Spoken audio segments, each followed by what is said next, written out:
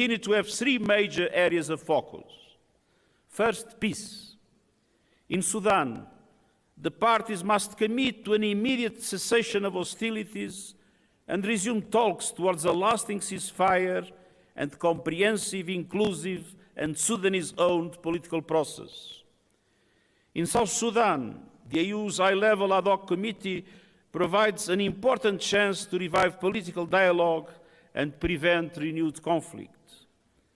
In the Democratic Republic of the Congo, commitments must be honored, starting with an immediate ceasefire in the respect of the territorial integrity of the RDC.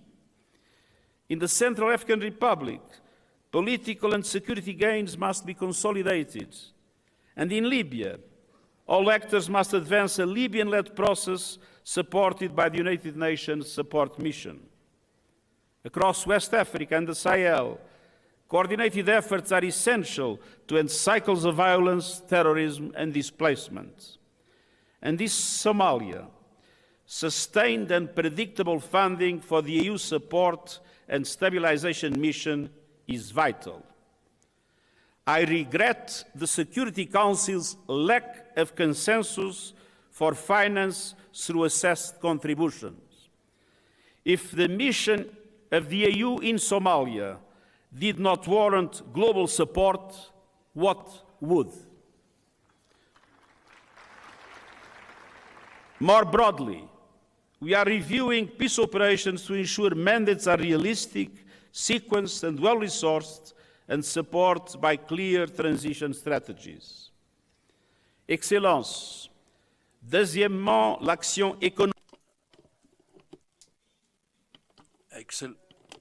De financement vertigineux des objectifs de développement durable de 4 000 milliards de dollars par an. Dans le même temps, l'Afrique perd chaque année davantage en remboursement de la dette et en flux financiers illicites qu'elle ne reçoit d'aide. Parallèlement, les pays africains paient des taux d'emprunt jusqu'à 8 fois supérieurs à ceux des économies avancées. Nous devons tripler la capacité de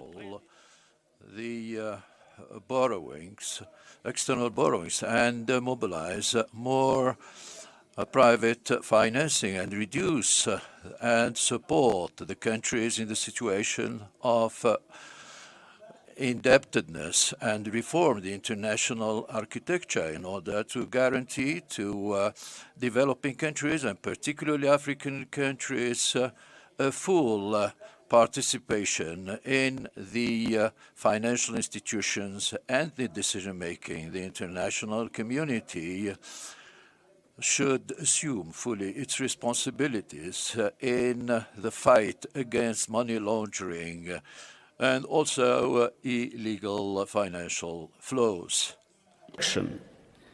Your team underlines the urgency of resilient water and sanitation systems in a warming planet. The science is unequivocal. The planet will overshoot the 1.5 degrees Celsius limit.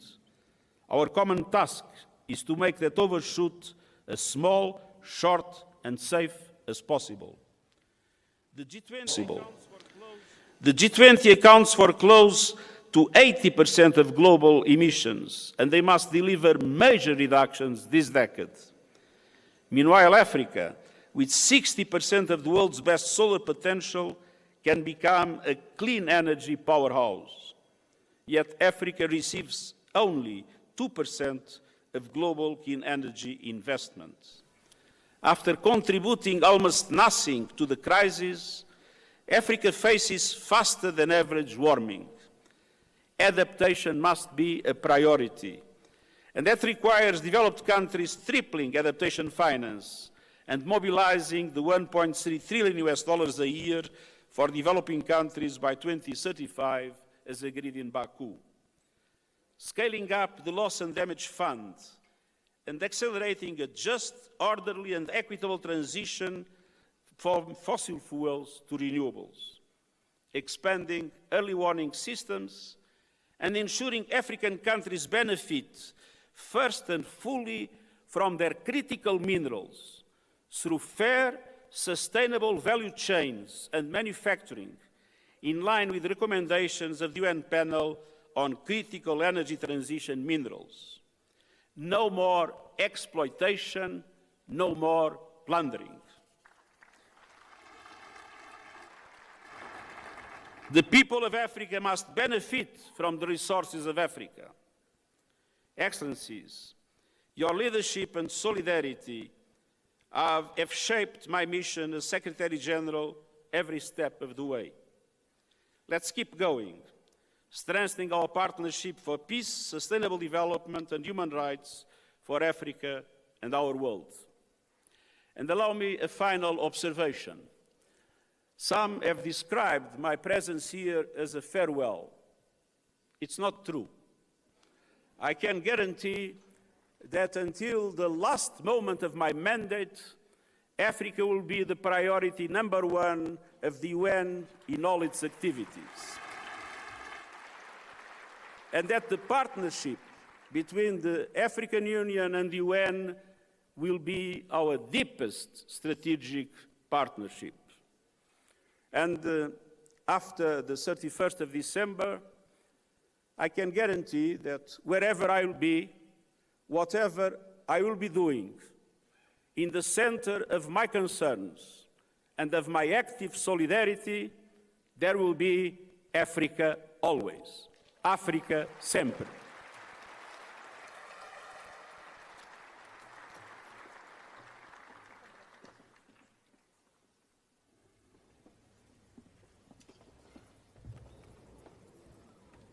Merci beaucoup, Votre Excellence. I thank you very much, Excellency.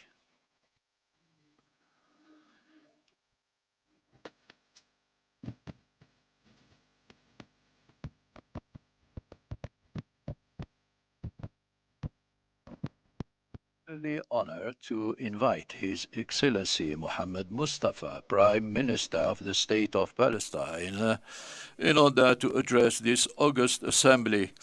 Excellency, you have the floor.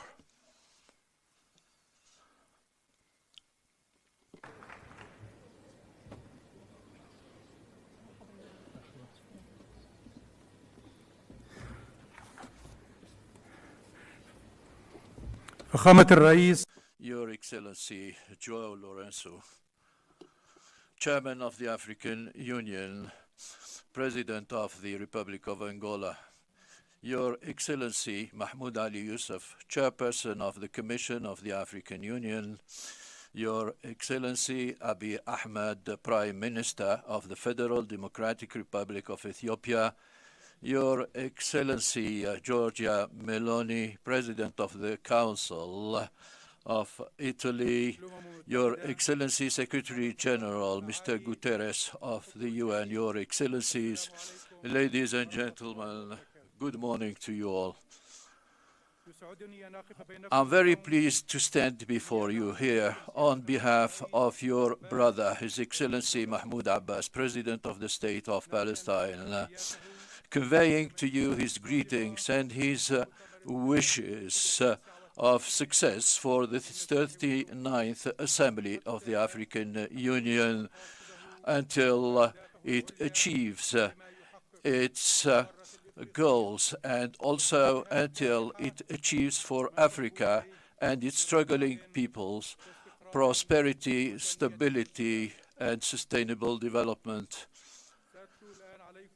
Now, I will read to you the message or the statement of President Mahmoud Abbas to this Assembly. We would like, first of all, to express our congratulations to the President of Burundi, Mr. Everest Shimi, for being elected at the helm of this Assembly in 2026, and we extend our thanks and gratitude to the President of the Republic of Angola, João Lourenço, for chairing the previous session of the Union.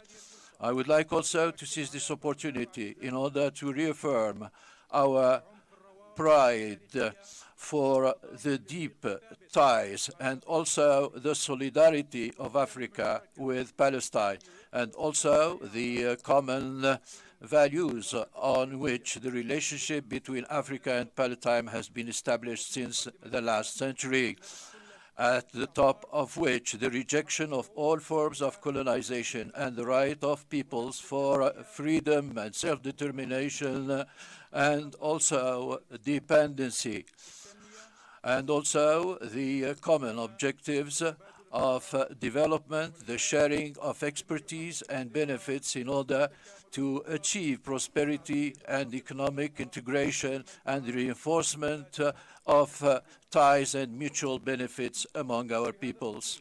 And in this respect, we would like to commend the efforts of the African Union and the member states in order to achieve sustainable development and also high growth rates, and we like to support these efforts which are aimed at exploiting resources and the wealth of the continent in the service of the African peoples.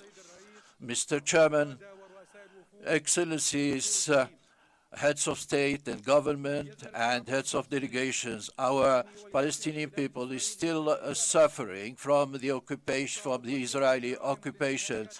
And also, the crimes of Israel have been increasing day after day, and we need more solidarity and efforts by the international community in order to achieve its freedom and self-determination and build up its state on the borders of 1967 and based also on international resolutions. This summit is taking place at a very important juncture for the Palestinian people who is still suffering. And the war in Gaza has been unprecedented, and you have been watching and following this war through your televisions, which has cost more than 70,000 deaths. And the 85% of our infrastructure in Gaza has been demolished in violation of international law. The state of Palestine has agreed on the ceasefire, and also the American decision on Gaza, and which has set for which would lead to self-determination for the Palestinians after a period of transition of 2 years. Our agreement is based on our conviction that war must be ended and that the suffering of our peoples must be ended, particularly that the resolution of the United Nations has stipulated that this transition period will last 2 years. Our agreement is based also on our conviction for the need to end the war against our people and ease their suffering, especially that the resolution of the United Nations Security Council has stipulated the necessity of access of humanitarian assistance and the start of reconstruction in Gaza. But despite this ceasefire, thanks to the role played by the mediators, particularly the United States, Turkey, and Qatar. Despite all this, Israel is still violating this ceasefire since it has killed, since the time of the ceasefire up to now, more than 500 Palestinians since the proclamation of the ceasefire, which threatens the ceasefire and undermines the second phase fully. And in this context, we would like to reaffirm the need to lift all the obstacles that are imposed by Israel against the arrangements that are related to the second phase, including the work of the Board of Gaza in order to ensure the continuation of the services and humanitarian assistance. Our vision for the future of Gaza is quite clear. Gaza is an integrated part of Palestine, and our people is one. And our national project is one as part of our overall vision, which is based on one state, one political system, one government, one law, and one legislation based on the UN Security Council relevant resolutions. Ladies and gentlemen, what is taking place in the West Bank reflects the suffering which the people in Gaza are faced with, since there is an enlargement of the settlements and our people are suffering from the violence exerted by the settlers and the confiscation of their lands and goods through as a violation against international law. And last month alone, the terrorist settlers have committed more than 72 aggressions against our people in the West Bank. And the Israeli government has undertaken a new legislation which reinforces settlement and which allows the confiscation of lands in violation of international law. All this in order to impose the Israeli sovereignty on Palestine and prevent the setting up of the Palestinian state. These measures, which have been proclaimed recently, need a vigorous response in order to save the solution based on two states. And the Israeli government is trying to undermine the action of the Palestinian government through trying to keep the taxes,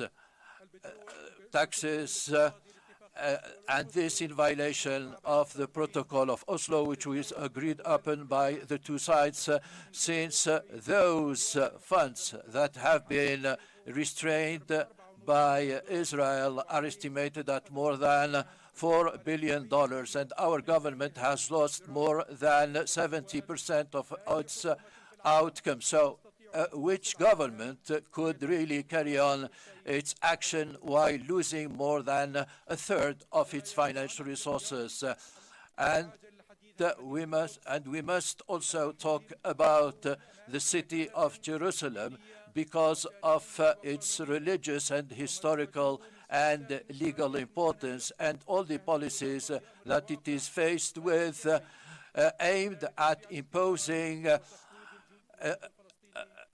at undermining the presence of the Palestinians in Jerusalem. And these policies include the violation of the sanctity of the Holy Mosque. This in addition to policies of demolition of homes and also the prevention of Christians and Muslims from access to holy shrines in order to undertake their prayers in Jerusalem, in Al-Quds. This is a violation of international law and legitimacy. And these measures undermine any horizon in order to achieve sustainable and lasting peace in the region. And we must here underscore that East Jerusalem is part and parcel of the state of Palestine, and that any attempts to impose a new reality will not change the legal status of this holy city. Mr. Chairman, heads of delegations, last year was very important as concerns the international momentum in support of our people, and particularly the International Alliance for the two-state solution and the initiative of Saudi Arabia and our friends in France in organizing a conference on the two-state solution, this in compliance with UN resolution. And this has led to the New York Agreement, which was agreed by the General Assembly on the 12th of September 2025 with the support of your countries in the service, in the benefit of this proclamation. And the international recognition was very important since the number of countries which have recognized the state of Palestine, 160 states. Mr. Chairman, ladies and gentlemen, I would like to reiterate my thanks and gratitude for the principle-based positions of the African Union and its member states in supporting and backing the Palestinian questions in all the regional and international fora. And we would like also to reiterate our support to your actions and struggle and priorities in Africa and the need to enable Africa to play its leading role in a multilateral world while protecting its cultural identity and sovereignty. And we would like to greet on this occasion the great efforts which are being made by the UN and its Secretary General and its agencies in providing important assistance and services to our people. And we would like to commend also the efforts, whether formal or informal, which have supported the Palestinian question and which have considered the Palestinian issue as a central one. We would like to support our full support to the aspirations of our brothers in Africa for stability, prosperity, and development, and wish full success to your work and the future of Africa and its free peoples, and wish them more prosperity. Wassalamu alaikum. Thank you for your kind attention.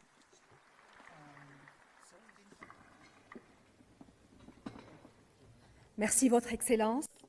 I thank you, Excellency. I have the honor now to invite His Excellency Giorgia Meloni, President of the Council of the Republic of Italy, to make her statement. Excellency, you have the floor.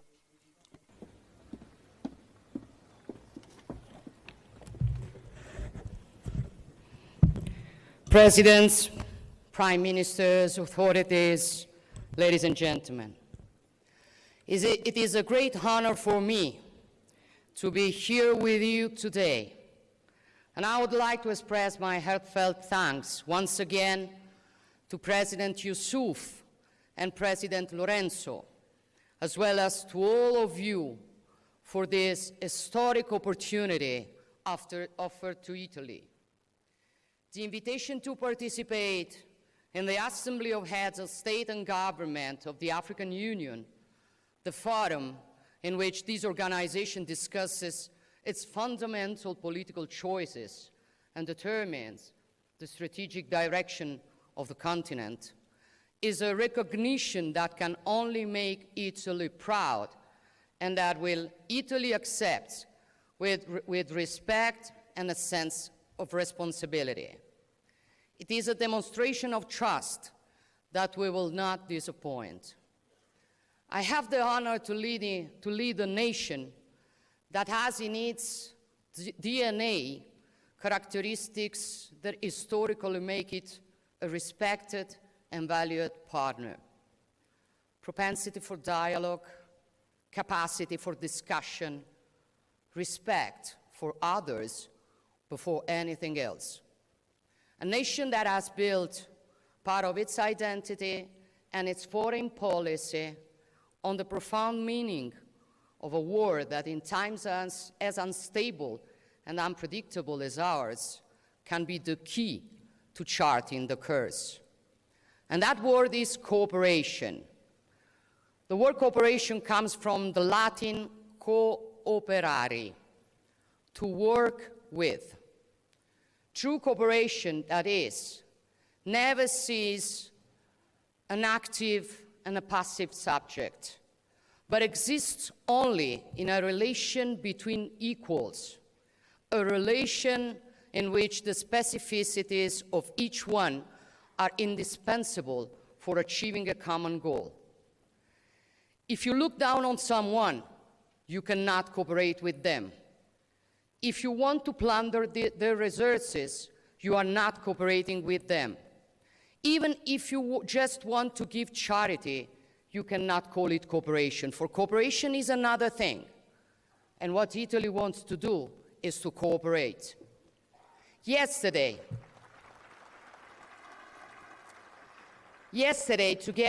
together with many of you, we attended the second Italy-Africa Summit, the first ever to be held on this continent.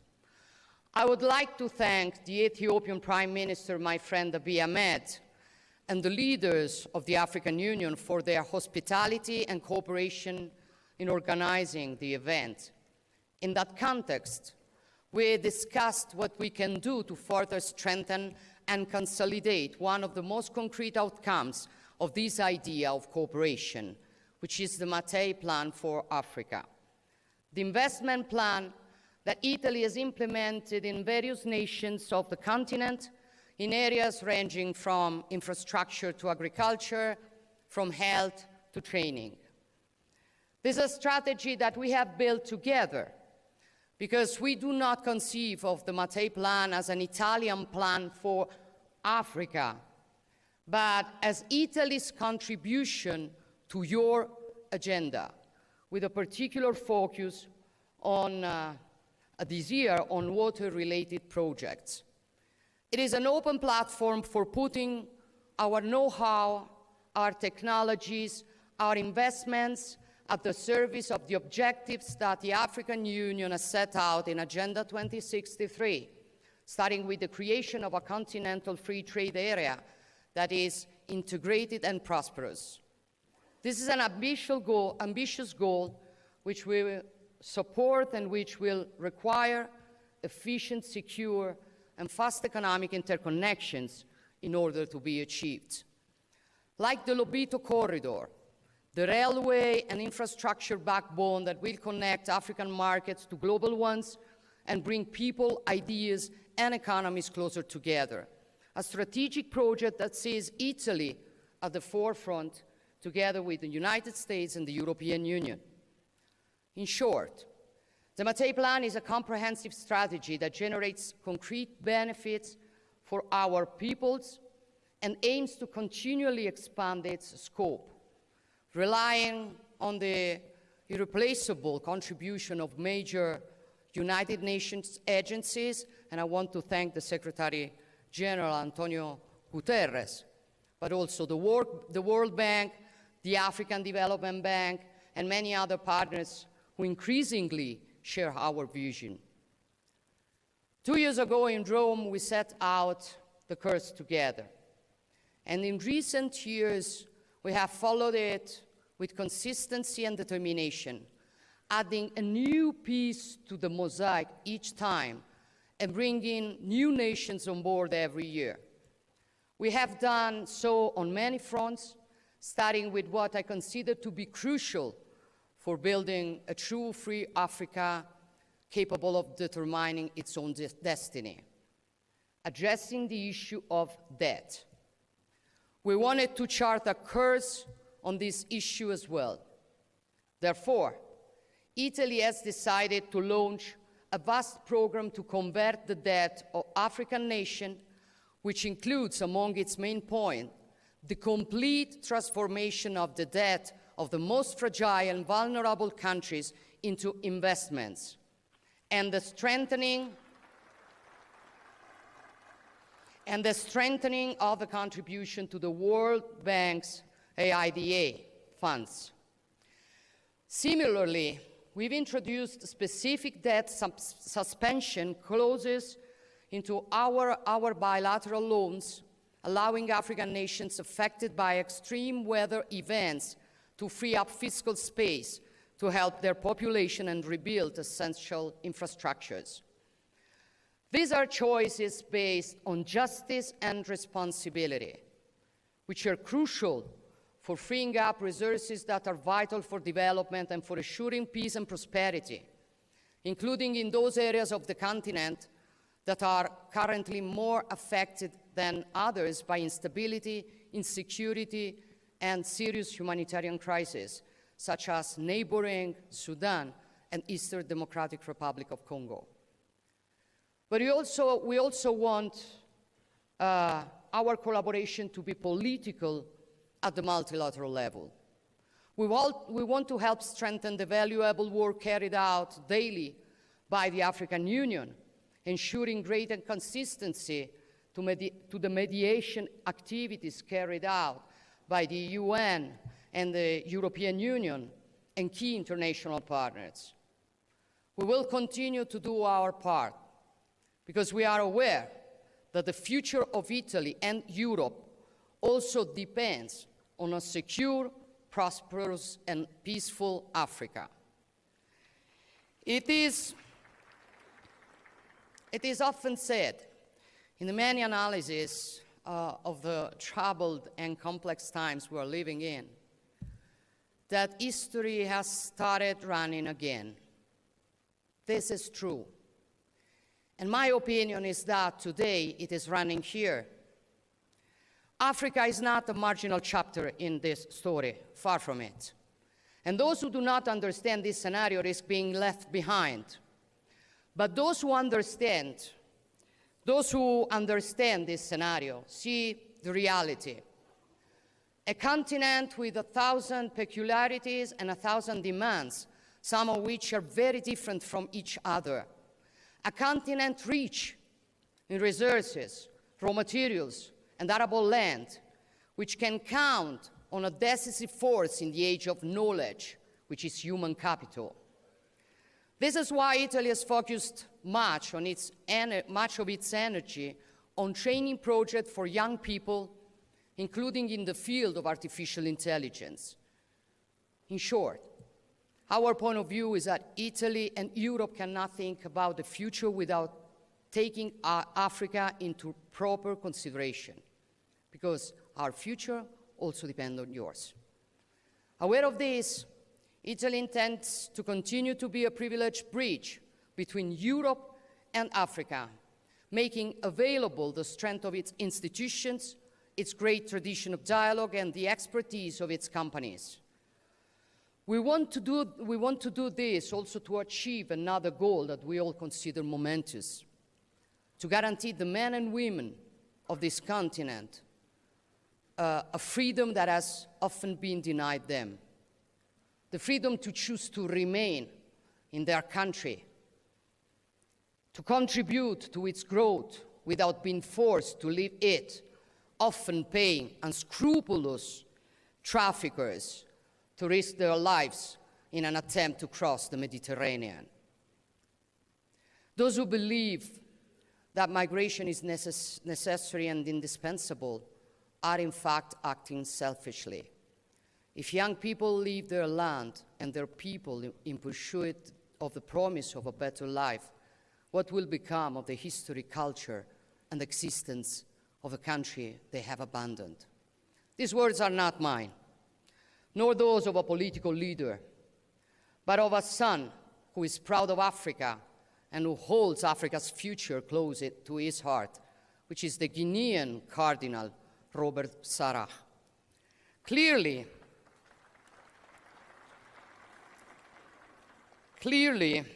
in order to guarantee the right not to have to emigrate, it is necessary to offer concrete opportunities for training and work, to enhance human capital and improve the quality of education, invest in skills and educational systems, and create industrial partnership and joint ventures capable of generating stable, quality employment in the territories. This is our mission, which is being put into practice in the many initiatives that Italy is promoting, including together with the African Union. And what I would like to see today is, in this solemn place dedicated to another great son of a free and proud Africa, Nelson Mandela, is a great alliance between us to put training, research, university, and innovation at the center of our common commitment. An alliance aimed not at taking away talent, but at multiplying it and building a model of development that respects people and values different identities. Presidents, prime ministers, dear friends, Pliny the Elder, one of the most famous historians of ancient Rome, said that something new always arises from Africa. So my wish for each of us is that something new may truly arise from today's meeting, something that no one expects or that many considered impossible.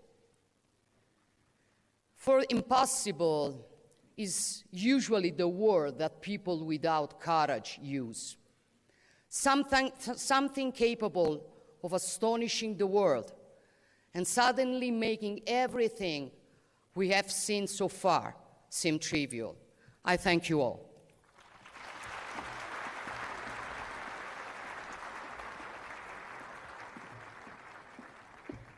Thank you so much, Excellency. J'ai l'insigne honneur maintenant.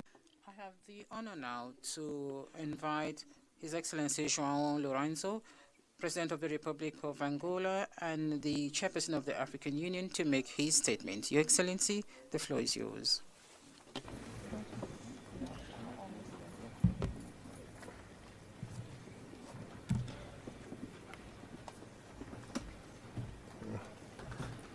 Assim tão alto.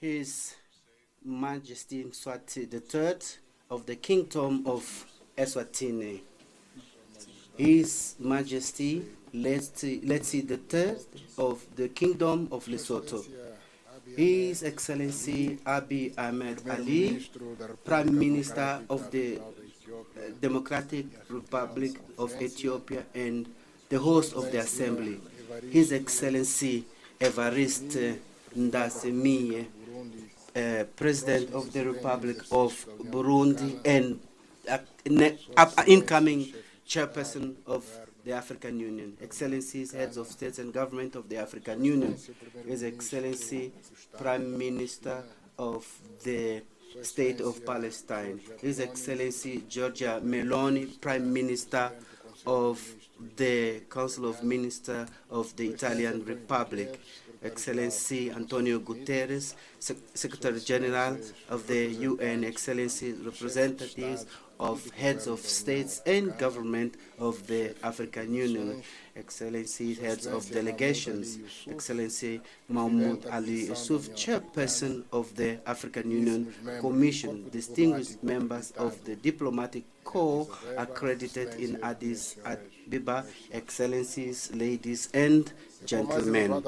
It is with the highest honor that, as a chairperson of the African Union, I take the floor to address your excellencies at this assembly to open the 39th ordinary session of the Assembly of Heads of State and Government of the African Union, dedicated to a theme of strategic importance for the present and future of our continent, namely ensuring sustainable water availability and safe sanitation system to achieve the goals of Agenda 2063. I would like to begin by expressing my deepest gratitude to His Excellency Abiy Ahmed Ali, Prime Minister of the Federal and Democratic Republic of Ethiopia, and to the Ethiopian people for the warm welcome and generous hospitality extended to all delegations since our arrival in this country of particular importance to our continent by virtue of its history, and for hosting the headquarters of the African Union, the organization that unites all peoples of Africa.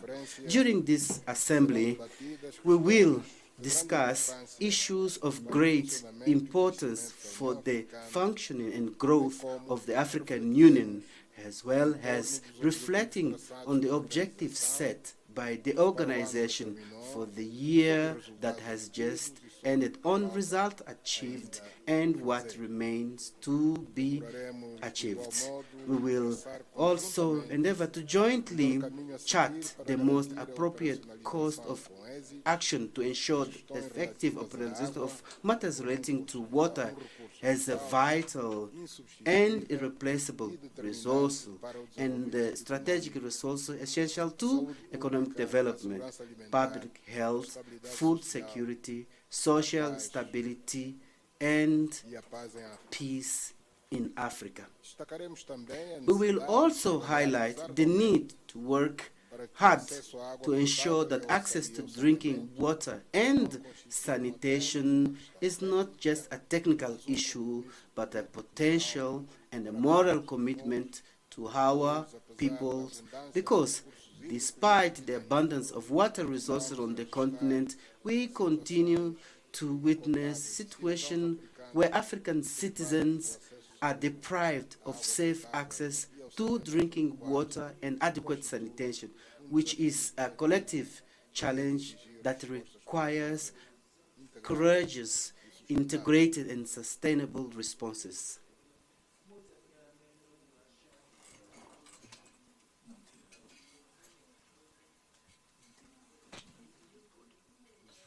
The efforts that we have undertaken to build the Africa we want cannot be fully realized without making significant investment that deliver tangible results in the water and sanitation sector.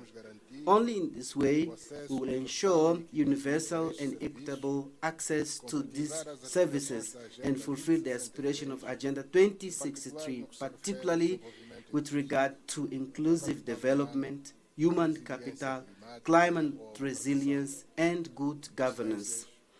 Excellencies, ladies and gentlemen, exactly 1 year ago, the Republic of Angola assumed the chairmanship of the African Union with the firm determination to advance initiatives to contribute to the attainment of the overarching objective enshrined in the Agenda 2063 of the African Union, as well as for the effective operationalization of the issue related to the search for justice for Africans and people of African descent through reparations, a theme adopted by our organization for the year 2025.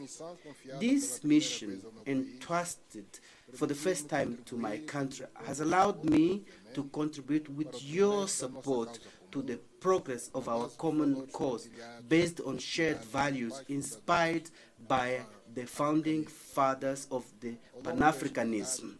Throughout this mandate, we have endeavored to strengthen the role of African Union as a platform for political coordination and concrete action, promoting a closer synergy between member states and the regional economic community, reinforcing preventive approaches to the impacts of climate change, mobilizing strategic partnership for the funding of resilient infrastructure, and reaffirming the following principles.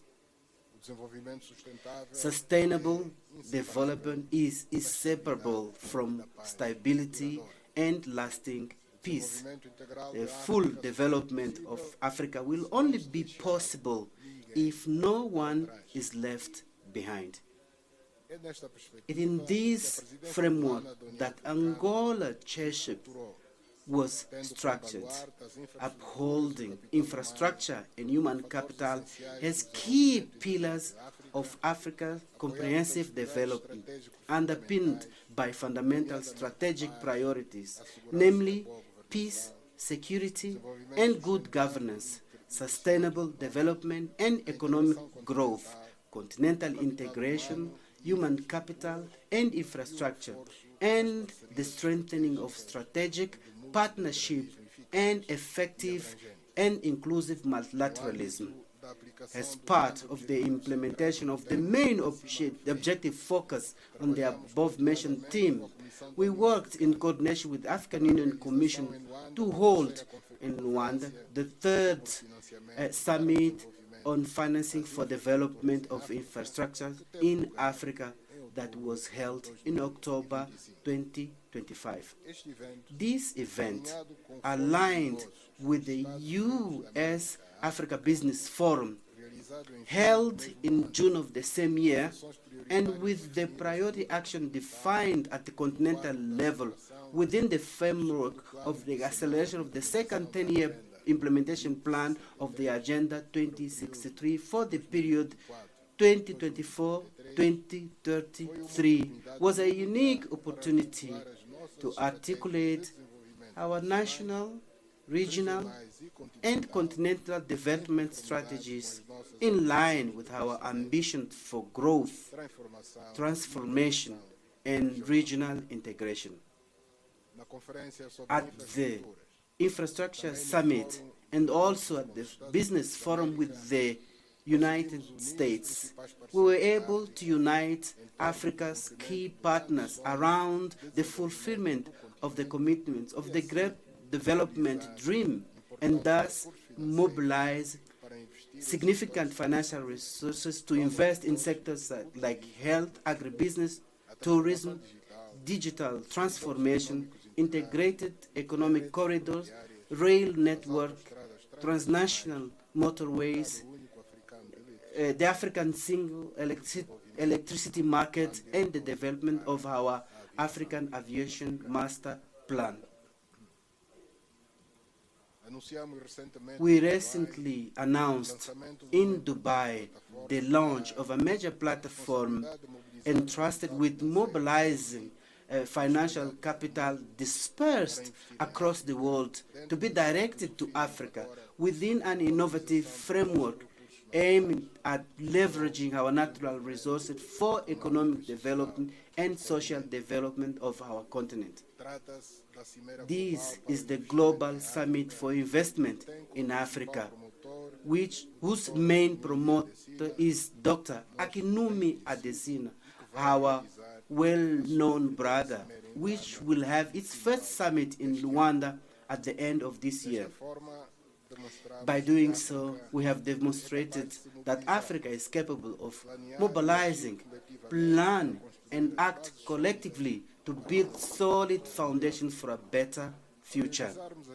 In carrying out the initiative described above, we also aimed to emphasize the acceleration and the implementation of the African Continental Free Trade Area as a true engine of Africa's economic transformation and social transformation.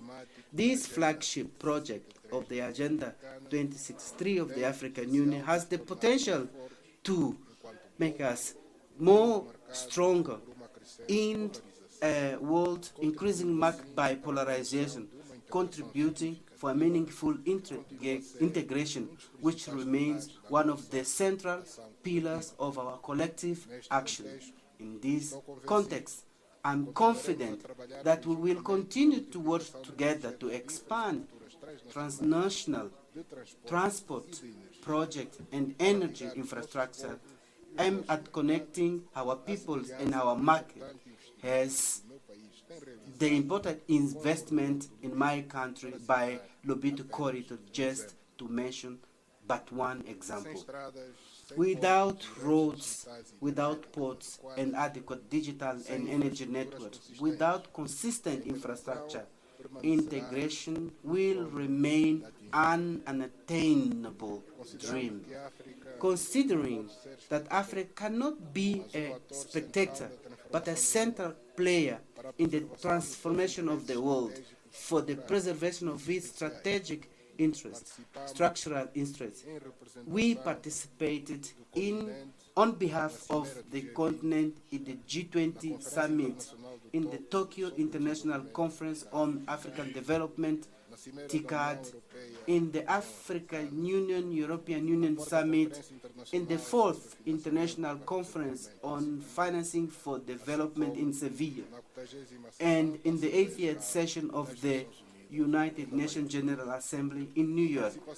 Our participation in these events was extremely important for Africa because we took advantage of these occasions to defend our common position on issues of vital interest for our continent, such as the reforming of the international financial architectures in making it more inclusive, effective, and adapted to the current challenges, supporting the reduction of African countries' debt costs, and increasing access to sustainable financing, strengthening our renewable energy production capacity, increasing climate resilience and social protection.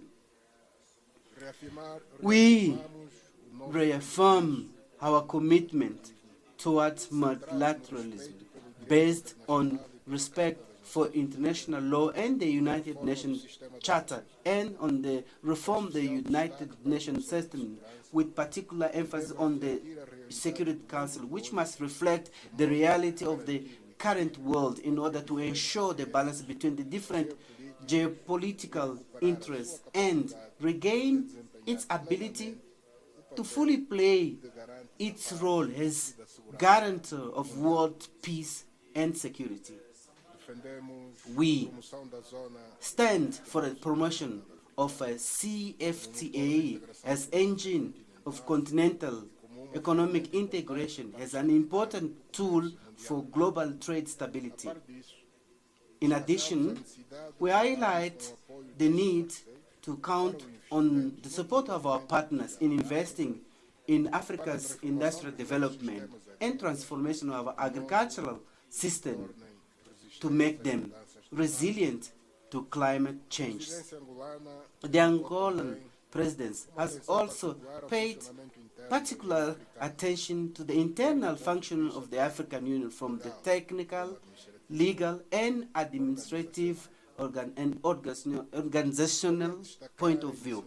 I would like to highlight the initiative of strengthening our general working methods by adopting a more agile, less bureaucratic model capable of leading to effective solutions and solid conclusions, supported by an agenda that can be addressed within a reasonable time frame.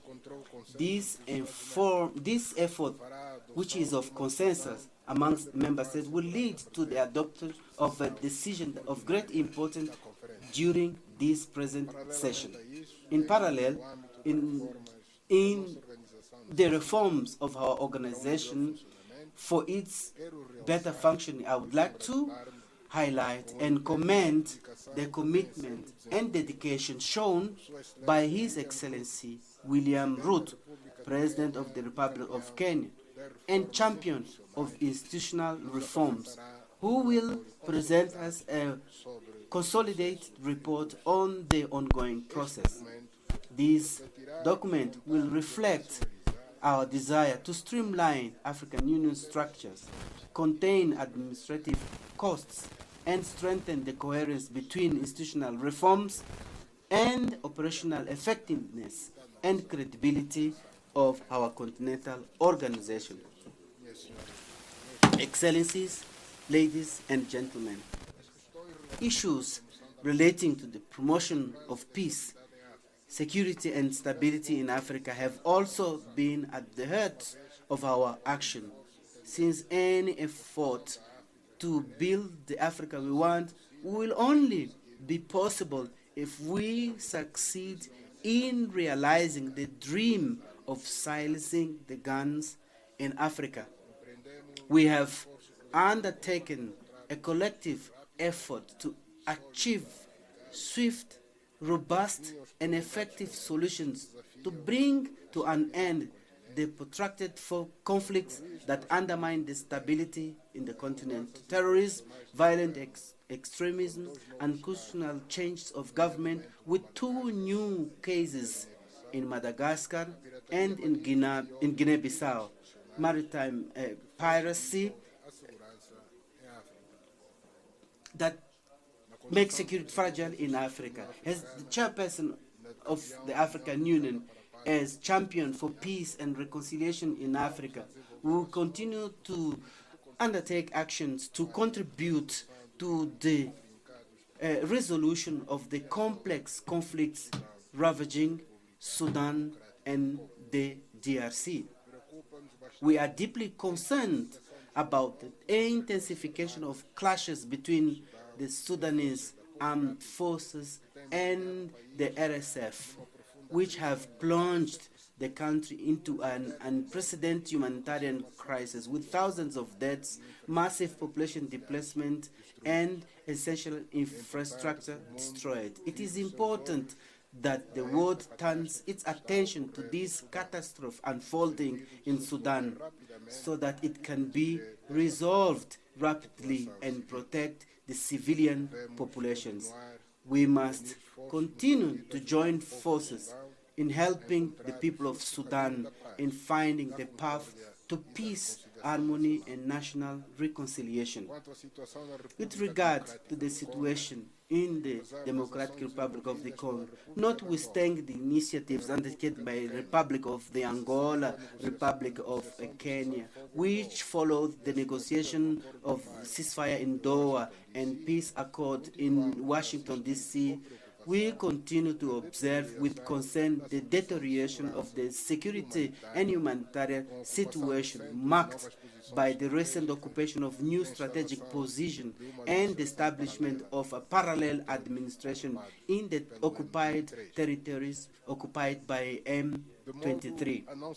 In order not to lose the gains achieved under the process of Washington and Doha, which recognize the need for inter-Congolese dialogue, Angola has developed initiatives to highlight the vital and urgent importance of the initiation of dialogue as a unique step towards national reconciliation and the achievement of lasting peace throughout the country.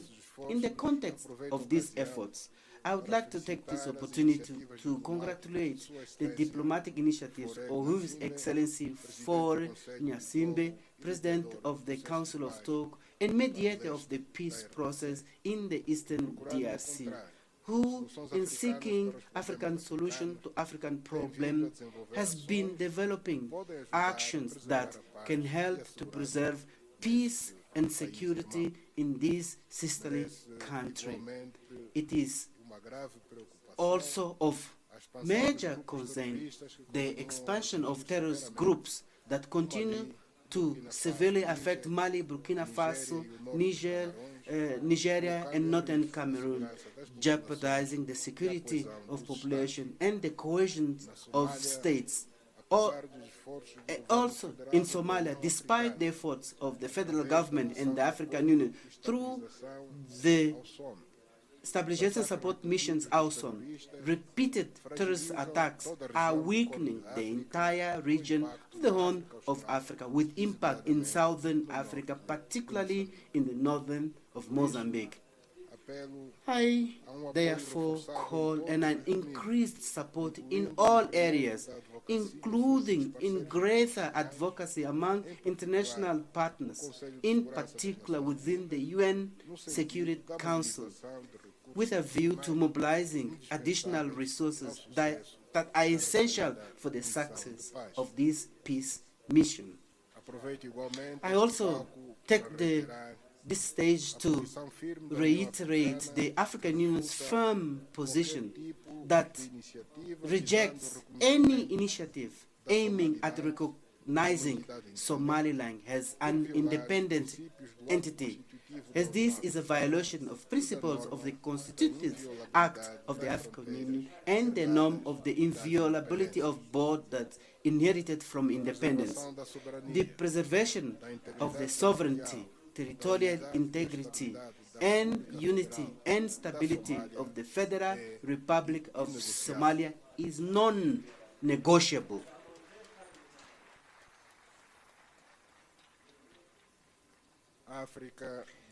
Africa has a strong institution that is capable of meeting the major challenge that our continent faces ahead, thanks to its approach to fundamental issues and its ability to coordinate the major initiatives that we have sought to implement in order to put Africa and place Africa in the path to development. The African Union enjoys growing prestige, as we can see from the interest from our partners in making their voices heard in our meetings, because they recognize our potential internally and the contribution that we can give in our resources to the development of humanity. And our internal resources has courageous yet sensible, moderate and balanced political position on international peace and security, on the global economy and trade, and the energy, food and humanitarian and climate crisis that the world faces currently. Excellencies, ladies and gentlemen, as a member of the Peace and Security Council for the period 2024 to 2026, my country has committed to strengthen this fundamental body of our continental organization and adapt the African peace and security architecture to the current challenges. We need to improve the effectiveness of our conflict prevention mechanism and conflict resolution so that African Union can strengthen its capacity to respond to crises that affect directly our member states. On this basis, and in view of the increased security crisis in Africa, we have decided to propose an extraordinary session of heads of state and government of the African Union in Rwanda that will be dedicated to analyzing solutions to address and respond to the threats to peace, security, and development on our continent. I am convinced that this initiative could contribute significantly to strengthening the mechanism and means of conflict prevention and management and resolution of conflicts in Africa. We are witnessing to the emergence of new phenomena that should not be legitimated and endorsed by the African Union Peace and Security Council. When we talk on the need to restore constitutional order after power has been seized by unconstitutional means, we are not saying that it will be restored as long as the perpetrators of the coup d'etat hold elections and get themselves elected. This is a way of whitewashing an act that lacks legitimacy, which unfortunately is being seen as normal and therefore acceptable, when indeed it threatens the foundations of principles of peace and security of the continent.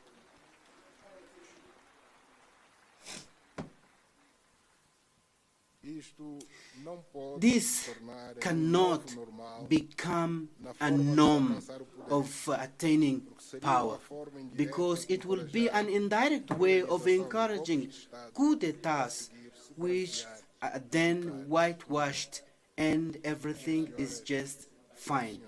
Ladies and gentlemen, under the contribution that the Republic of Angola has sought to make towards stability, peace, and concord in our continent, we have been convening every 2 years in Luanda the Pan-African Forum for the Culture of Peace and Non-Violence in Africa, the Biennale of Luanda, a platform for dialogue, reflection, and cooperation that brings together political leaders, academics, artists, and representatives of civil society around the promotion of peace, tolerance, and solidarity among the peoples of Africa.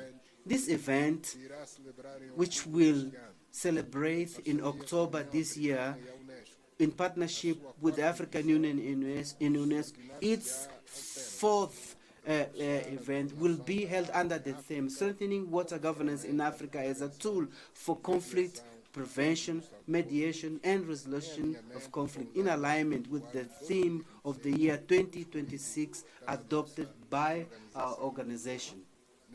In this context, I invite Excellencies to join us in Luanda and actively participate in this important event. Excellencies, ladies and gentlemen, we live in an era of global geopolitical reconfiguration, making it essential that Africa to defend strong and common position on vital issues such as climate change, health, human rights, peace and food and security, and multilateralism, which should be seen as the most important tool for the restoration of the world order. In the current geopolitical context, marked by a worrying weakening of global governance institutions, has greatly undermined the positive advances made in the field of multilateralism in recent decades. This fragility is particularly acute in Africa, forcing us to redouble our efforts to defend our interests, our peoples, and our nations. Therefore, we must continue to build a stable, integrated Africa where conflicts are prevented and resolved by African mechanisms, ones that are strong and consistent. That is why I call on member states to adopt a more responsible and inclusive forward-looking governance so that our institution can reflect the collective will that strengthens the confidence of our youth in our common project. Africa has the resources, knowledge, and political will necessary to turn its challenges into opportunities, what is required is consistent action, responsibility in implementation, and solidarity among our states. This ordinary session should allow us to assess the progress, identify challenges, and above all, make clear commitments capable of producing real impact in the lives of our population.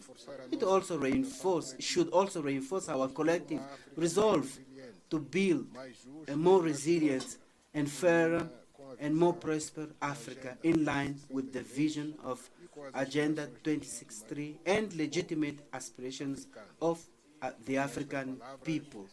With this consideration, I hereby declare the 39th Ordinary Session of the Assembly of the Heads of States and Government of the African Union open.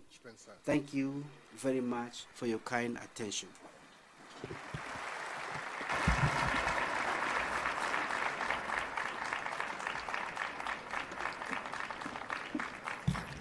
Merci beaucoup, Votre Thank you very much, Excellency. Excellencies, ladies and gentlemen, permit me now to invite His Excellency Ambassador Yusuf Assoumani, Ambassador of the Union of Comoros to Ethiopia and Parent Representative accredited to the African Union, Dean of Ambassadors in Ethiopia, to introduce the new Bureau of the AU Assembly for 2026. Ambassador, you have the floor.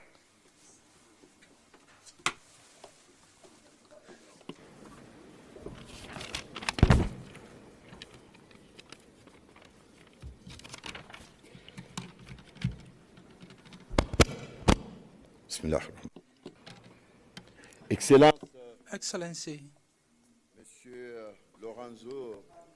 Yao Lorenzo, President of the Republic of Angola and current Chairman of the African Union, Excellency Abiy Ahmed, Prime Minister of the Federal Democratic Republic of Ethiopia, Excellency Mahmoud Ali Yusuf, Chairperson of the African Union Commission, Excellency, is Heads of State and Government of the African Union, Excellency Giorgia Meloni, Prime Minister of Italy, Excellency Mohammed Mustafa, Prime Minister of the State of Palestine, Excellency Antonio Guterres, United Nations Secretary General,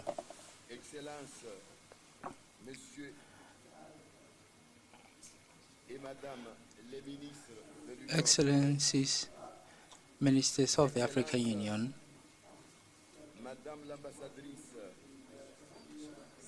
Excellency Ambassador Malika Al-Dadi, Deputy Chairperson of the African Union Commission, Excellencies, Commissioners of the African Union, all heads of African Union organs, colleagues, ambassadors, dear participants, ladies and gentlemen, I have the singular honor of presenting the composition of the Bureau of the Assembly of the African Union for 2026, pursuant to the rules and procedures of the Assembly. Chair, the Republic of Burundi. First Vice Chair, the Republic of Ghana. Second Vice Chair, the Republic of Tanzania. Third Vice Chair,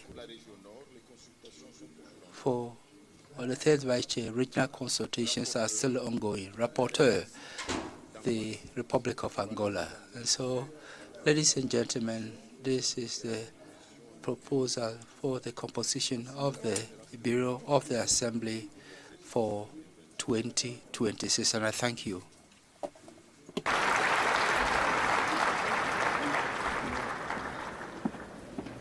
Merci beaucoup, Monsieur l'Ambassadeur. Thank you very much, Ambassador. Excellencies, ladies and gentlemen, permit me now to proceed to the handover of the Chairmanship of the African Union. I have the honor to invite His Excellency João Lourenço, President of the Republic of Angola and outgoing Chair of the African Union, to deliver his remarks. Thank you, Excellency. You have the floor.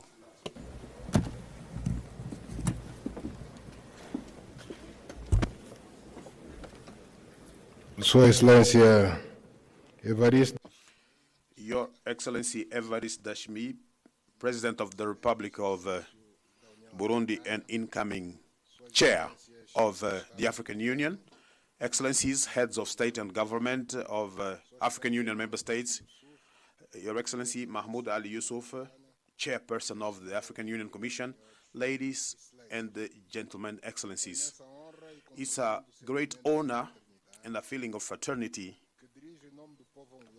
that I convey to you on behalf of the Angolan people and myself my greetings to President Evariste Ndayishimiye as incoming chair of the African Union. The choice of yourself is a recognition by all of us that the African Union over the next 12 months will be led by a leader who will know how to care for our interests and our common objectives, using all his wisdom and his values for the implementation of these endeavors. So I wish him success in this dignifying mission on behalf of Africa, and we should base ourselves on the principle of unity, solidarity, and peace and stability, and inclusive development. Excellencies, in 2026, we have set ourselves the challenge of implementing a key issue for the African continent, which is to assure sustainable availability of water and safe sanitation systems to achieve the goals of Agenda 2063. Access to safe drinking water and sanitation systems is a moral and political imperative that requires a firm commitment by government and its local governments, including partners, including companies, civic associations, and we will be better equipped to face this problem that Africa faces if we join forces. Mr. President, you have a complex and demanding mission ahead of you, which will absorb a large part of your energy, of your time, but I believe that it's worthwhile to look for solutions into which all of us are included so that we break this cycle of underdevelopment that we face, that has very promising perspectives if we focus our attention and energies to achieving this goal. At this moment, as I hand over the baton, I must acknowledge the remarkable work of the African Union Commission, its chairperson, the technical staff, and the entire team that accompanied me with dedication, competence, and unparalleled commitment, deserving of my highest commendation for their service to the cause of restoring dignity and defining a clear and tangible horizon of progress and development for what Africa is and will become in the future. Mr. President, I'm aware that all African nations look to you with the renewed and expecting you to carry forward with the dynamisms, the programs that we have designed, and we know that we will spare no efforts to provide our essential contributions to the success of your mission.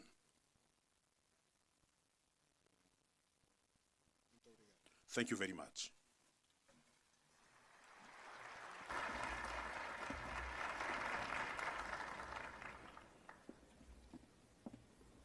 Merci beaucoup, Monsieur le Président. Thank you very much, Excellency. Excellencies, ladies and gentlemen, I have the honor to welcome Evariste Ndayishimiye, President of the Republic of Burundi and the incoming Chairperson of the African Union, for the handover ceremony and to deliver his acceptance speech. May you give me a round of applause, please. Excellency Ndayishimiye, please, you are welcome.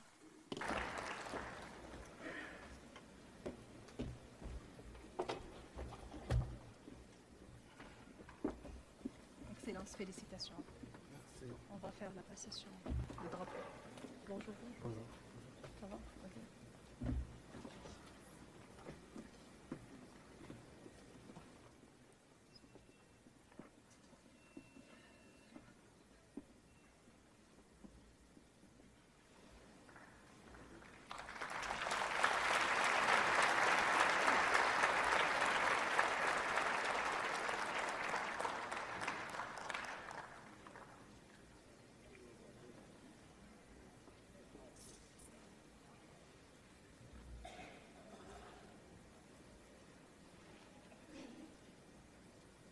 Bom, vamos então dar início a...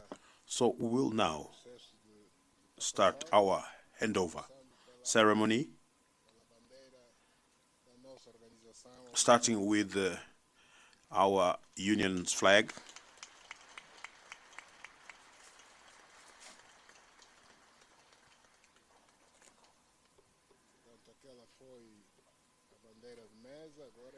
So this was the small flag. Now I will hand over the big one.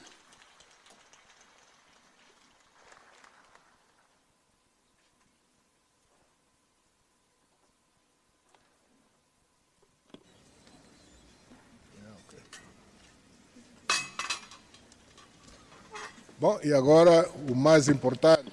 Now the most important, the token of real power that President Ndayishimiye will take over, which is the gavel, to call people to order. Those who are not in order face the risk of being hit by the gavel on their heads.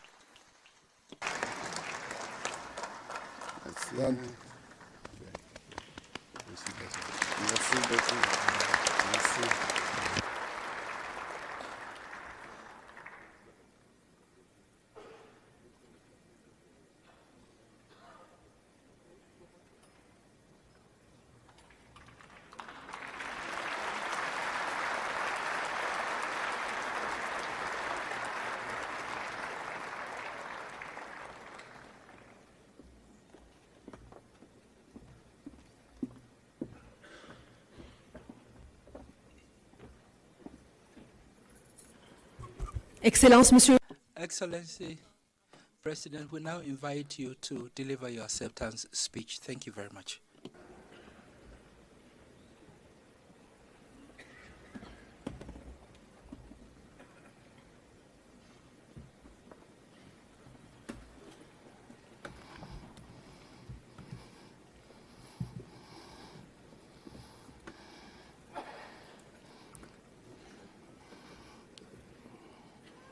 Honor this.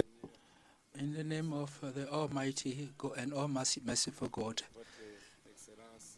I thank you, Your Excellency, Excellency, President of the Republic of Angola, and outgoing Chairperson of the Assembly of Heads of State and Government of the African Union. Excellency, the Prime Minister of the Federal Democratic Republic of Ethiopia, and your wife, His Majesty King of Eswatini and His Majesty King of Lesotho, Excellencies, Heads of State and Government of the African Union, and your distinguished wives, Excellencies, the Prime Minister of Italy, Excellency, the Secretary General of the United Nations, Excellency, the Chairperson of the African Union Commission, Excellency, the Deputy Chairperson of the African Union Commission,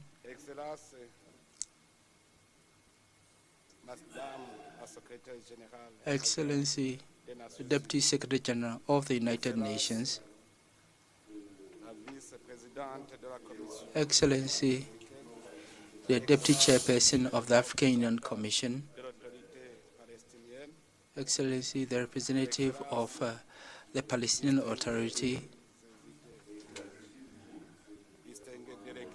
distinguished delegates, ladies and gentlemen, all protocols observed. May the peace of God be with you. At the outset, I would like to thank God who has enabled us to gather here in this beautiful city of Addis Ababa. I would like to express my deep gratitude to the Ethiopian authorities for the warm reception accorded us and for the legendary hospitality extended to us during our arrival in this country. And we also express our deep gratitude for what has been the compliments extended to us during our stay here. Ethiopia has once again confirmed its historic role as a land of African unity and dialogue among peoples. I would also like to pay a vibrant tribute to the founding fathers of the African Union, who in 1963 met here in Addis Ababa and decided to transform the Pan-African ideal into concrete project at the service of unity, solidarity, and the sovereignty of the continent. They labored with conviction to make OAU, which became the AU, an instrument of liberation, dialogue, and cooperation among African states, convinced that unity was the pathway to dignity and the progress of the continent, a precious heritage which continues to inspire us. So I will align myself with the others to celebrate the memory, courage of our illustrious forebears. Excellencies, ladies and gentlemen, from this rostrum, I would like to express my gratitude to you for the confidence that you have reposed in me and through me, the Republic of Burundi and all the Burundian people. This is a heavy responsibility. This is a heavy responsibility that you've placed on my shoulders. And emotion compel me to ask, who am I to lead the whole of Africa through its, to its destiny throughout a year? And through, thank God, who strengthens me, I will be able to do that, because he doesn't choose the strongest, but he rather fortifies and strengthens those that he chooses. Thus, it's with great honor that we accept with humility the duty, with sense of duty and devotion, this duty of serving our continent in its diversity. Excellencies, ladies and gentlemen, today more than ever, the honor that you've done to Burundi today is historic.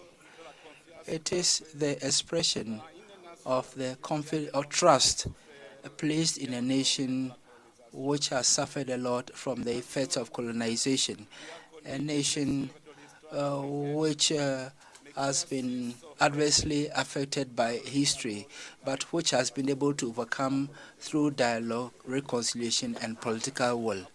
So I wish to assure you that Burundi would exercise the chairship in a spirit of listening, impartiality, and cooperation with all and for the good of all. We intend to work with all countries, with the African Union Commission, and with all our organs in the search for consensus. In the same vein, I would like to express my gratitude to the outgoing chair and brother João Lourenço, and I congratulate him for the work done, and I also commend him for the quality of his leadership, his consistency in action, and his unswerving commitment to the African continent. Under the impetus of Angola, the African Union has made strides, especially in efforts to rationalize our meetings, streamline our working methods, and improve the efficiency of our decision-making processes. Burundi intends to continue in on the same tangent, and we would consolidate against and maintain the spirit and work together with the champion of the institutional reform of the African Union, His Excellency and Brother William Ruto, and as well as the member states and the Commission, to ensure gradual improvements in order to further enhance the efficiency, coherence, and the credibility of our organization.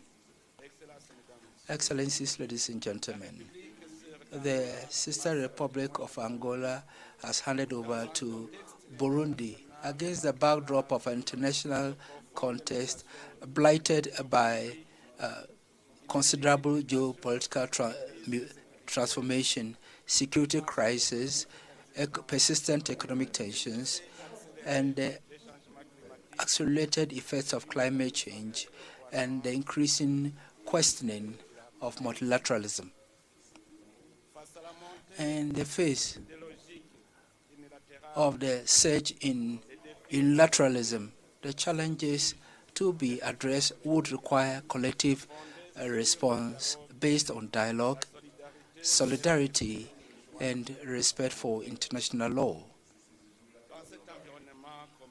In this complex environment, multilateralism still remains key to peace, stability, and sustainable development. Thus, the entry of the African Union to G20 affirms this dynamic and marks an unprecedented recognition of the strategic role of the continent in global governance. Excellencies, ladies and gentlemen, without vision, people perish. And we know where we are going now and what we want and the strategy to be adopted so that we achieve our objectives. So this is a duty and historic obligation for Burundi to reinforce and amplify the voice of Africa on the international scene and contribute actively to the building of a fairer and balanced and inclusive international order. The implementation of Agenda 2063 will be our main concern during this year of our chairship, because this agenda for us is a moral contract which binds us to several African generations and which defines the pathway for an integrated, peaceful, prosperous Africa in charge of its own destiny. Excellencies, ladies and gentlemen, 2026 is under the theme ensuring sustainable availability of water and safe sanitation system in order to achieve Agenda 2063. The theme is not abstract or symbolic. It amounts to a daily reality for millions of Africans. And today, more than 400 million citizens of our continent do not have access to safe, potable water, and more than 700 million are deprived of safe sanitation services. Now, the main victims of this situation are, of course, children, women, and those living in rural areas. The implementation of the theme would thus be the main strategic pillar of all member states of the African Union. In reality, the absence of potable water as well as safe sanitation is the cause of avoidable diseases, loss of productivity, school dropout rate, and is also a factor in ensuring that we're able to deal with climate change. So Without effective sanitation services, we will not be able to do much because our productivity is contingent upon the health, and which is driven by potable water and safe hygiene. In Burundi, the roadmap of the vision, and the roadmap of its vision, we intend to expedite access to potable water so that between now and 2040, each rural family would have access to potable water within a distance of 15 minutes. We have the view that if each African country made an effort to reduce distance to potable water, especially in rural areas, each one of us, as a leader of our citizens, would have accomplished his duty. So I'm happy that the theme of the year has led to the mobilization of sector institutions that are adopted in September in Dakar, the vision on water 2063. And today, they are holding a roundtable on expediting access to water and safe sanitation in Africa. I'm eager to receive the draft decision so that the conference will be able to adopt and implement the vision and the policy of the continent on water and sanitation. And I pledge to present it as a common position of Africa and its contribution to the UN Conference on Water, scheduled to take place in December 2026 in the United Arab Emirates, as part of efforts to ensure global access to Target 6 of the Sustainable Development Goals and to place the priorities of Africa in terms of water at the heart of international agenda. We shall endeavor to promote cooperation in order to promote solidarity-based governance. The mobilization of public and private and mixed investments to finance water-related projects will be our priority. We shall sensitize all those who intervene in the water sector to directly involve the local communities and women in the management of water resources in order to yield the desired impact, that is, transforming access to water and making it a tool for peace and prosperity. Excellencies, ladies and gentlemen, the second pillar of our chairship is on peace building as well as ensuring security that are the prerequisites for any sustainable development and regional and continental integration. We all know, Excellencies, peace is sine qua non for institutional stability, for productive investment, for social cohesion, and for trust among peoples and states. I stress the word peace because Burundi recognizes that the delay in its development was largely due to conflicts, even though it had all the necessary requirements for its development. It has also this happy experience of coming out of conflict through peaceful means and maintaining its peace, which has been restored. During our chairship, we shall spend no effort to promote the initiative of silencing the guns, which embodies the deep aspirations of our people to live in security, dignity, and hope.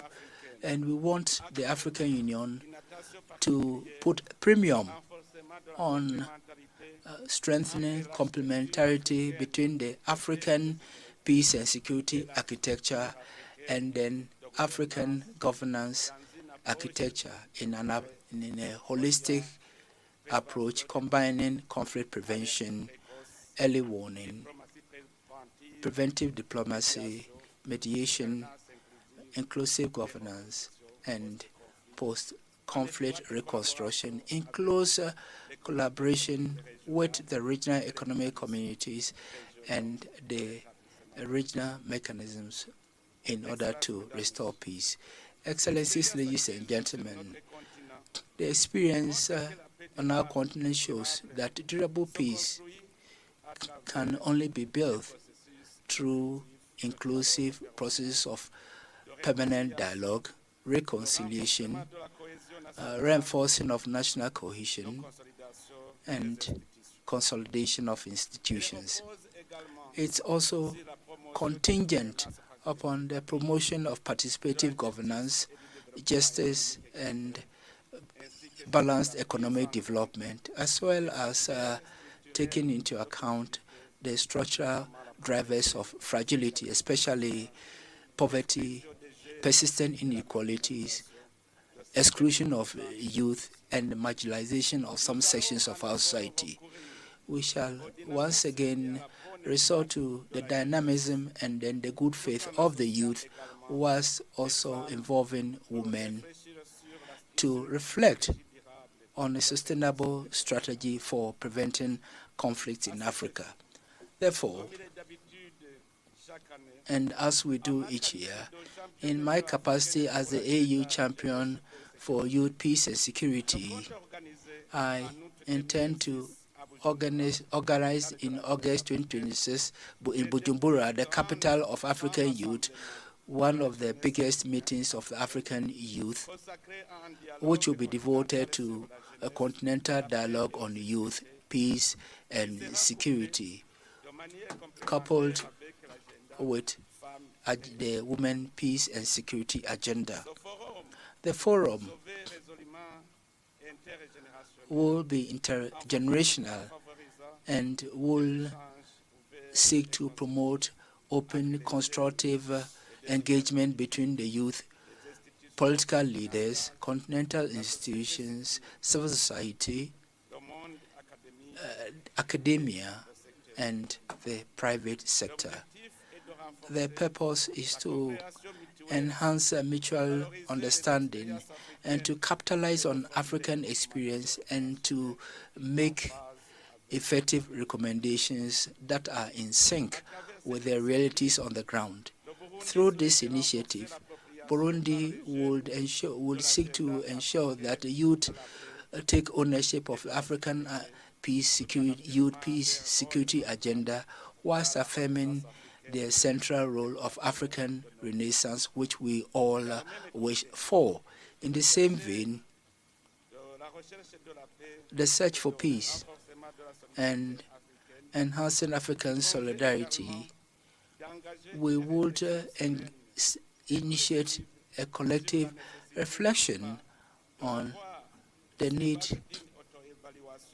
to review some institutional practices and their impact, especially those relating to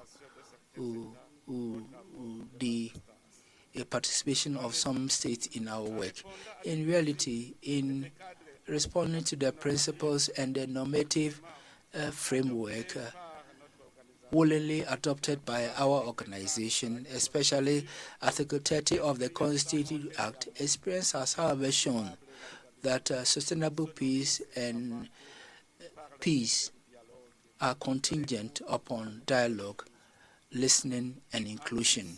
Furthermore, the sad observation is that the categorization of these would only make citizens who would sit on the fence and would not be involved in the activities of the state, because though authorities are accountable to citizens and would also have to engage with the external world.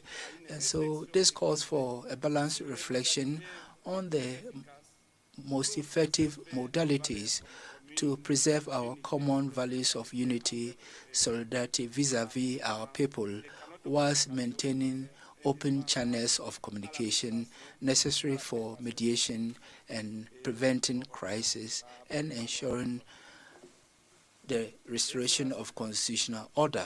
Excellencies, ladies and gentlemen, peace and security cannot be effective on our continent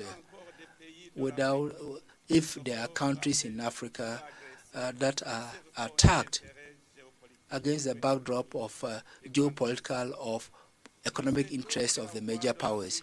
We want the voice of Africa to be raised in respect of international law, the territorial integrity of our countries, the sovereignty of our states, and the rights of people to decide their own destiny.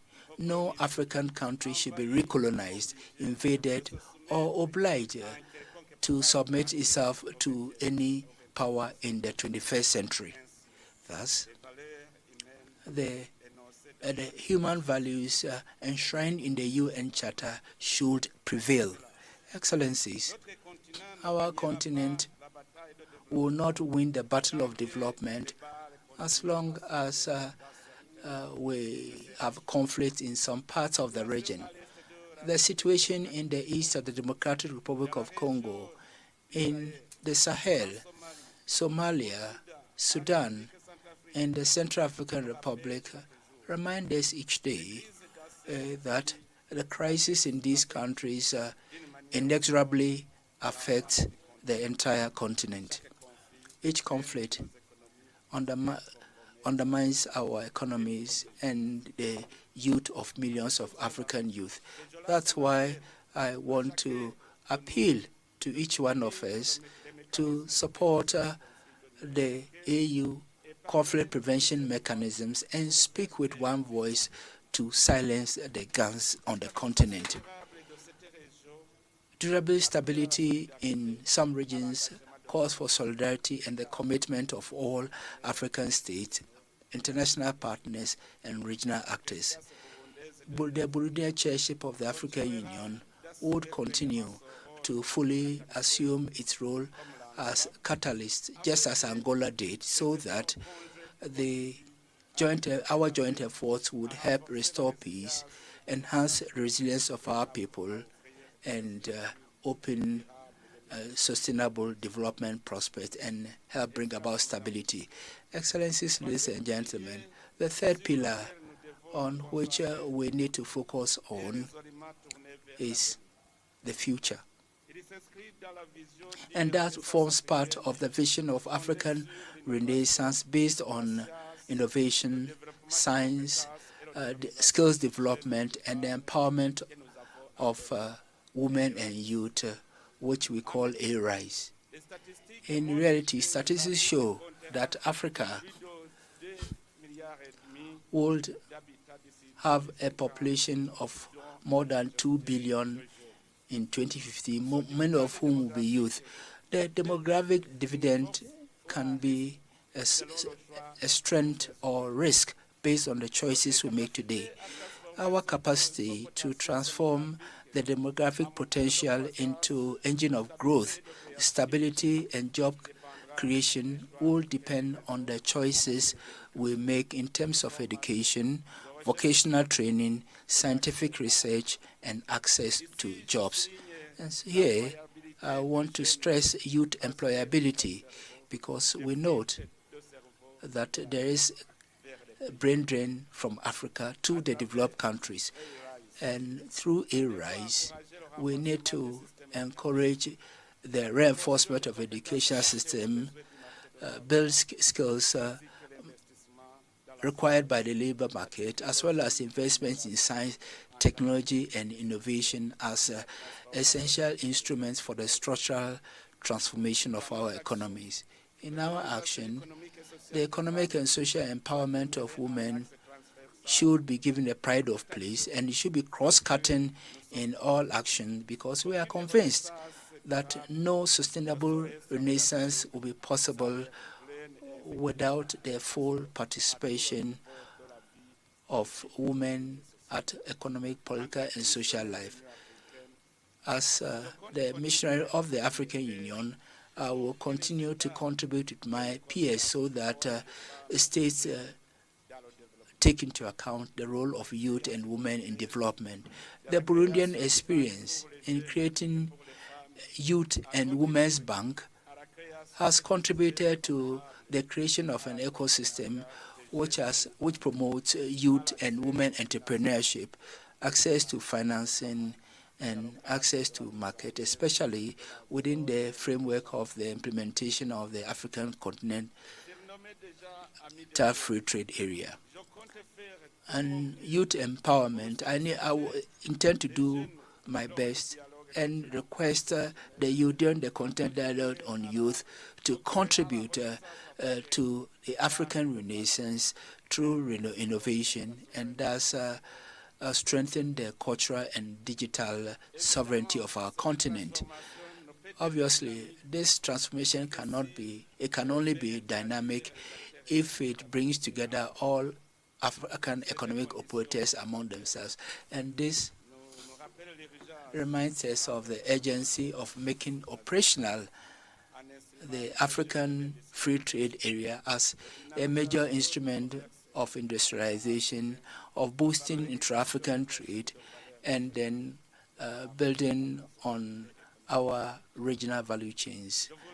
So at this stage, I would like to thank all the member states that have ratified the ASEFTA treaty, because now we can effectively launch its operationalization. Excellencies, ladies and gentlemen, we need to keep in mind that the attainment of our common vision is contingent upon the gradual, coherent, and decisive implementation of the flagship programs of the African Union, which underpin Agenda 2063.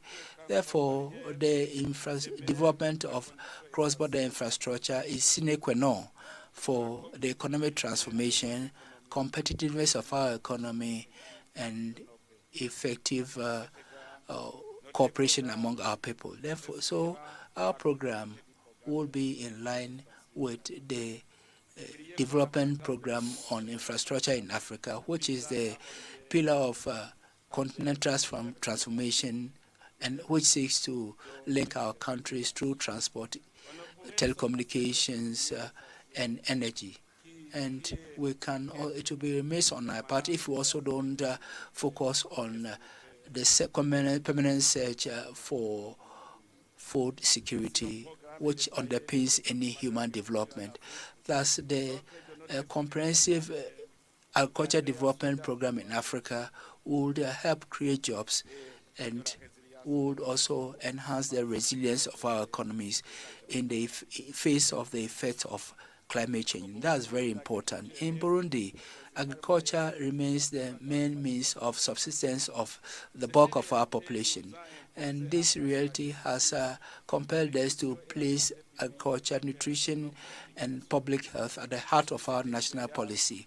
And this experience is guided by a conviction which has become the basis of our public action. Each Burundian should be able to eat in every part of our country. And this translates our vision of a human-centered development, which starts with adequate and healthy food and is consolidated through the capacity of each African to meet his or her needs through his or her work. Excellencies, ladies and gentlemen, the permanent quest for good governance is one of our priorities. And we shouldn't forget the importance of the African peer review mechanism as an essential tool for promoting good governance. Its reinforcement would have contributed to enhance trust, promote institutional stability, as well as the credibility of our states, a situation which is necessary for durable peace, inclusive development, and successful continental integration. We shall continue to support the organs of the African Union, the AU Peace and Security Council, the Pan-African Parliament, the African Court on Human and People's Rights, as well as the African financial institutions, because a strong union is based on effective and credible institutions with adequate resources to enhance their operations. And so I would like to pay a vibrant tribute to all the staff of the African Union. Their professionalism, often which goes unnoticed, is essential, and that drives the operations of our organization.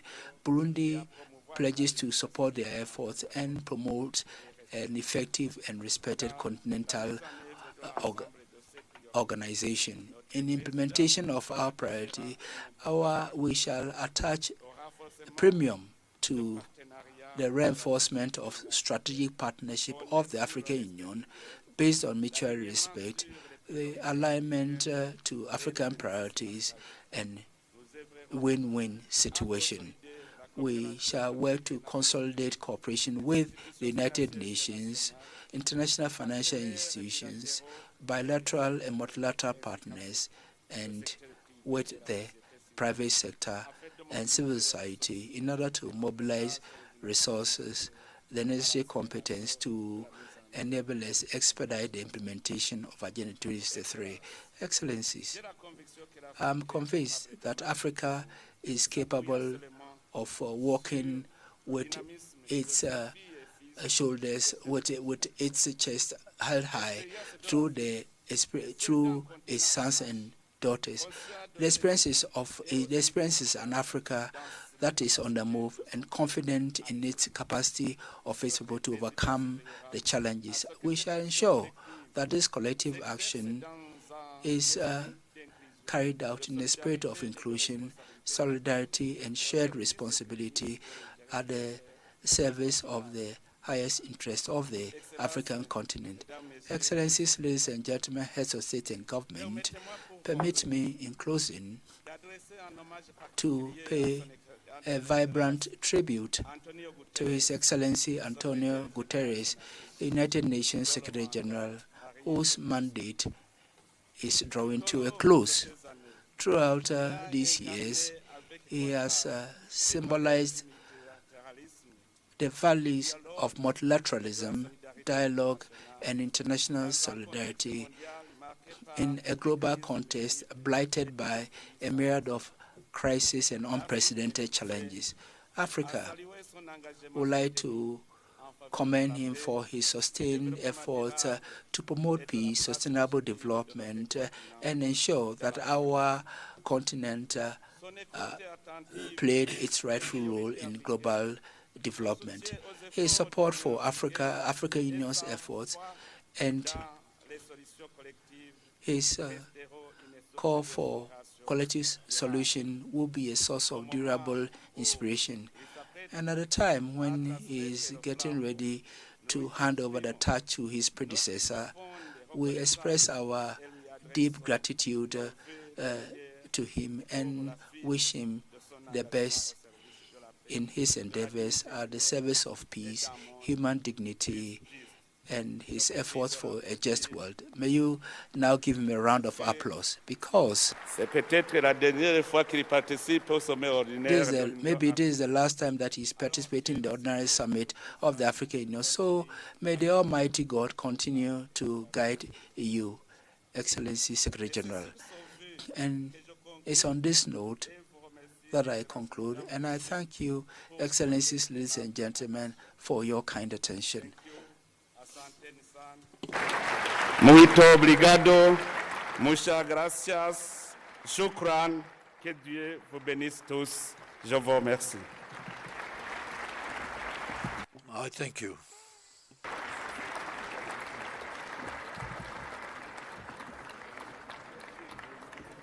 Grand merci, Excellence. We thank you very much, Excellency. Ladies and gentlemen, I have the honor now to invite His Excellency, the Commissioner for Agriculture, Rural Development, and Blue Economy and Sustainable Development, to present the theme of the year 2026. Excellency, Commissioner, you have the floor.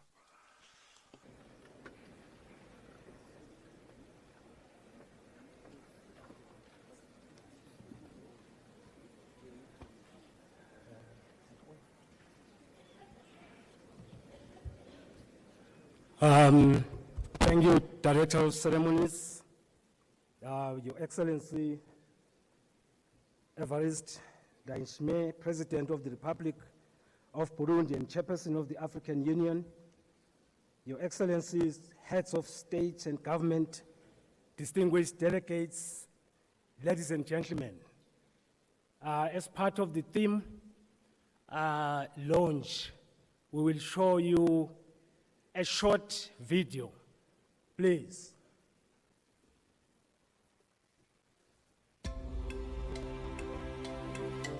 Excellences, chers compatriotes africains, aujourd'hui, nous lançons le thème de l'année 2026 de l'Union africaine. Assurer la disponibilité durable de l'eau et des systèmes d'assainissement sûrs pour atteindre les objectifs de l'agenda 2063. L'eau et l'assainissement ne sont pas seulement essentiels à la vie, ils sont le socle de la dignité et du développement sur notre continent. À travers les cultures, les religions et les civilisations, l'eau a toujours été reconnue comme source de vie.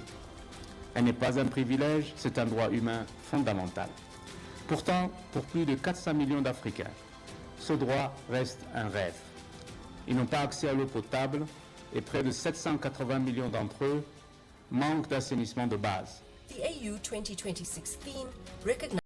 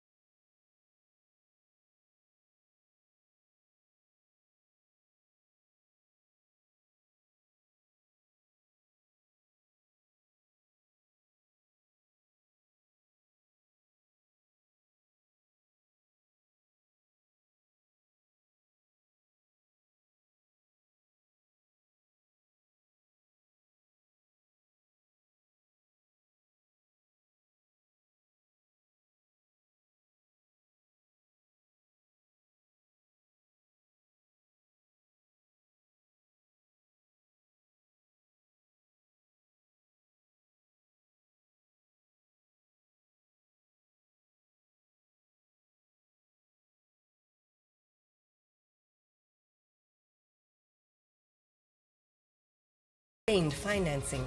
The theme helps the continent mobilize greater commitments from member states, development partners, and the private sector to close Africa's water investment gap.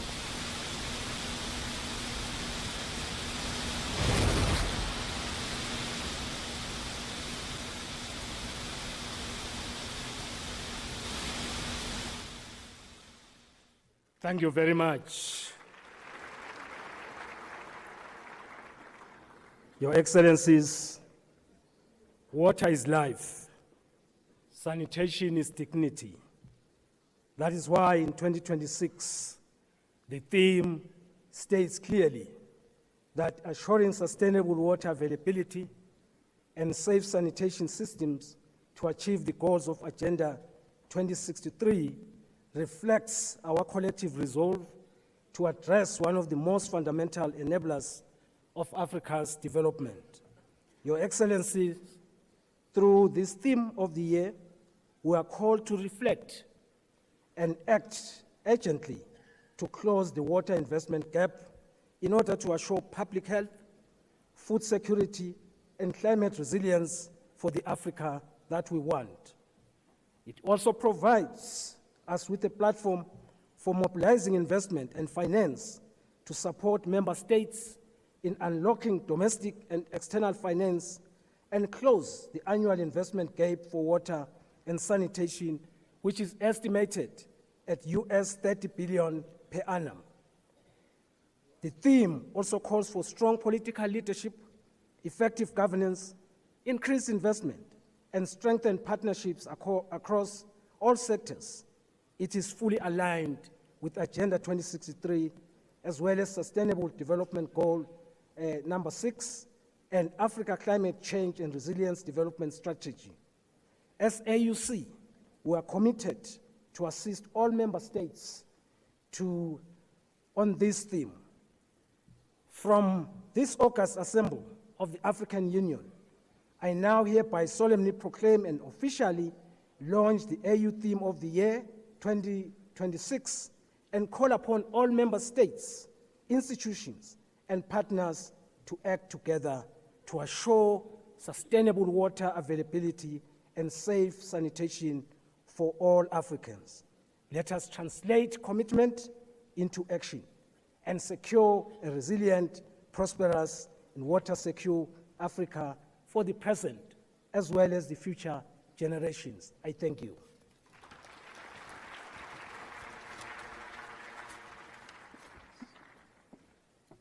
Merci beaucoup, Monsieur le Commissaire. I thank you very much, Commissioner. I would like to greet great personalities who did much to the Pan-African organization. The former chairs, Madame Zuma and His Excellency Moussa Faki Mohamed. We wish them a warm welcome. Excellencies, ladies and gentlemen, we have come now to the group photo, and I would like the delegates to remain in their seats in order to ensure the good organization of the group photo. And I would like respectfully to invite the heads of delegations of member states, His Excellency, the chairperson of the African Union, the President of the Council of Ministers of the Republic of Italy, His Excellency, the Secretary General of the United Nations, Her Excellency, the Deputy Secretary of the Secretary General of the UN, His Excellency Prime Minister of Palestine, His Excellency the Executive Director of the African Development Bank, and the protocol will guide you. And on this, I would like to thank you for your time and wish you fruitful deliberations. Ladies and gentlemen, we will resume in about 30 minutes. We have the coffee break. We will resume for the closed session, and we would kindly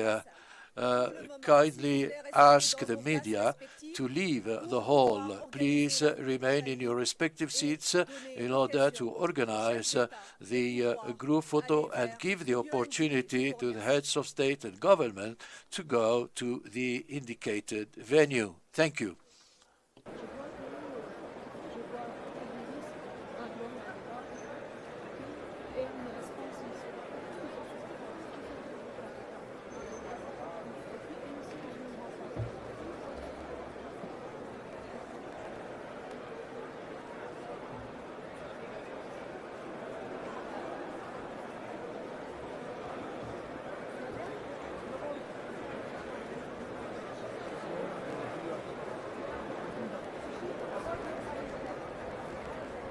ተመልካቾች እንግዲህ ቀጥለናል ከኢትዮጵያ ቴሌቪዥን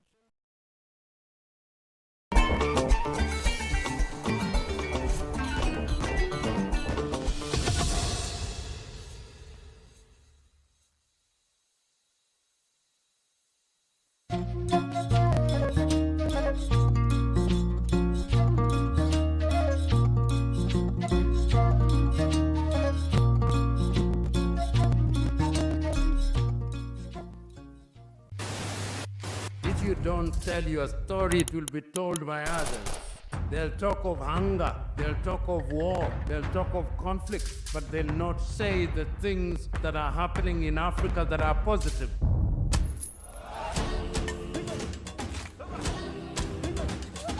This is POA, a very new media organization in Ethiopia. We have to be voice for ourselves. There is no one else that can tell our story better than us. If it's defending African matters, then go for it. Go for Pulse Media.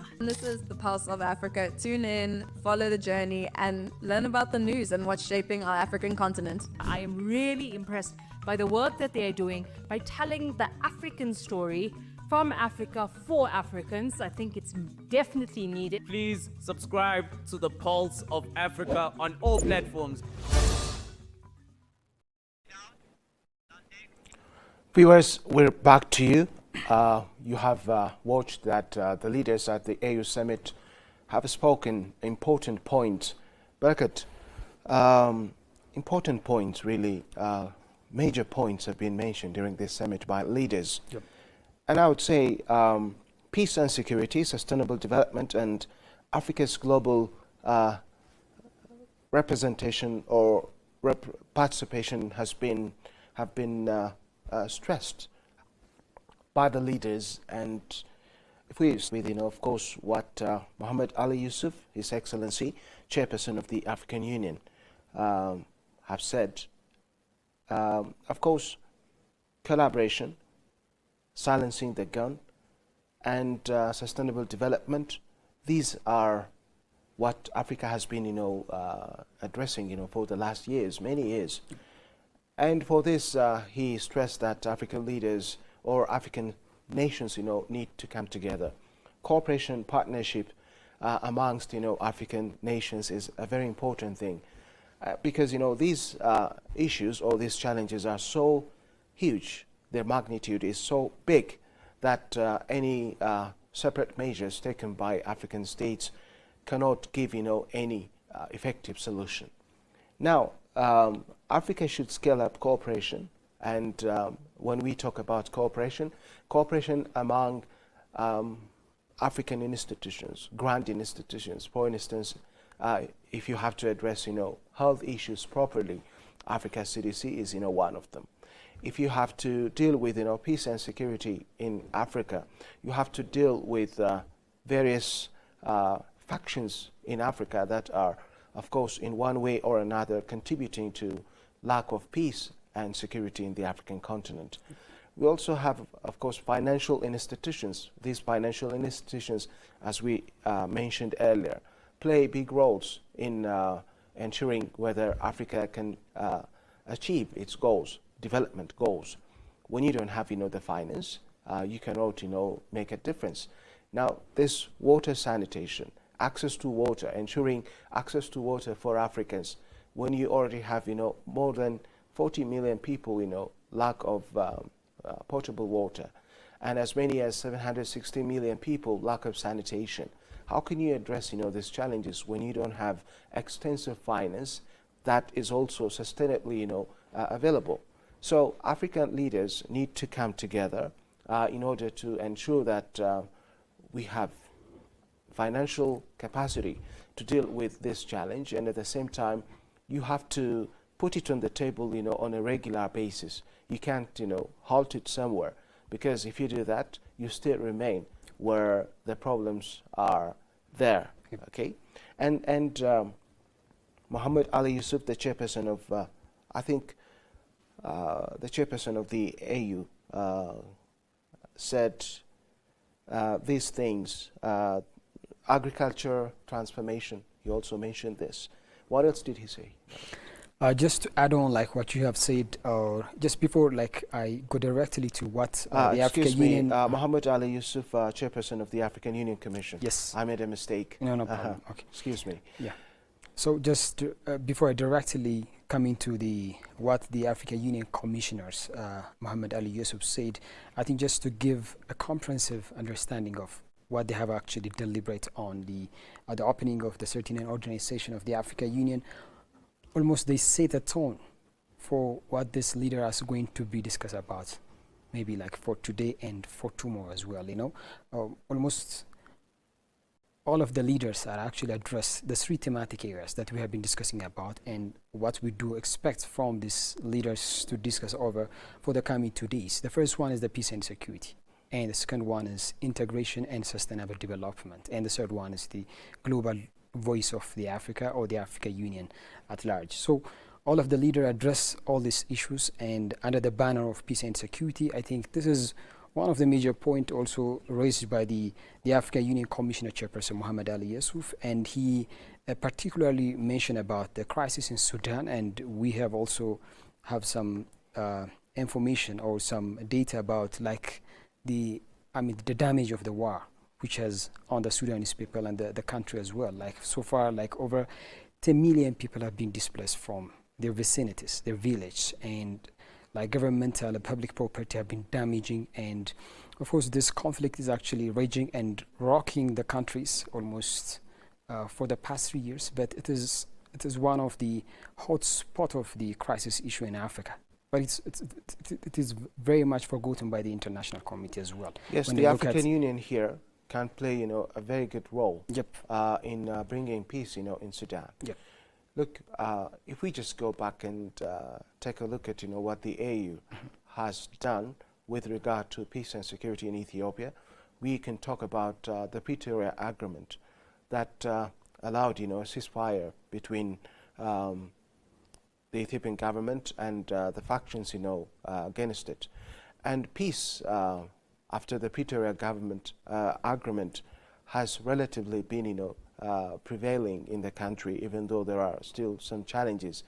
And the same thing, can apply in the rest of Africa. The role the African Union can play in ensuring peace in countries such as, Sudan and in others where we don't have, peace and security.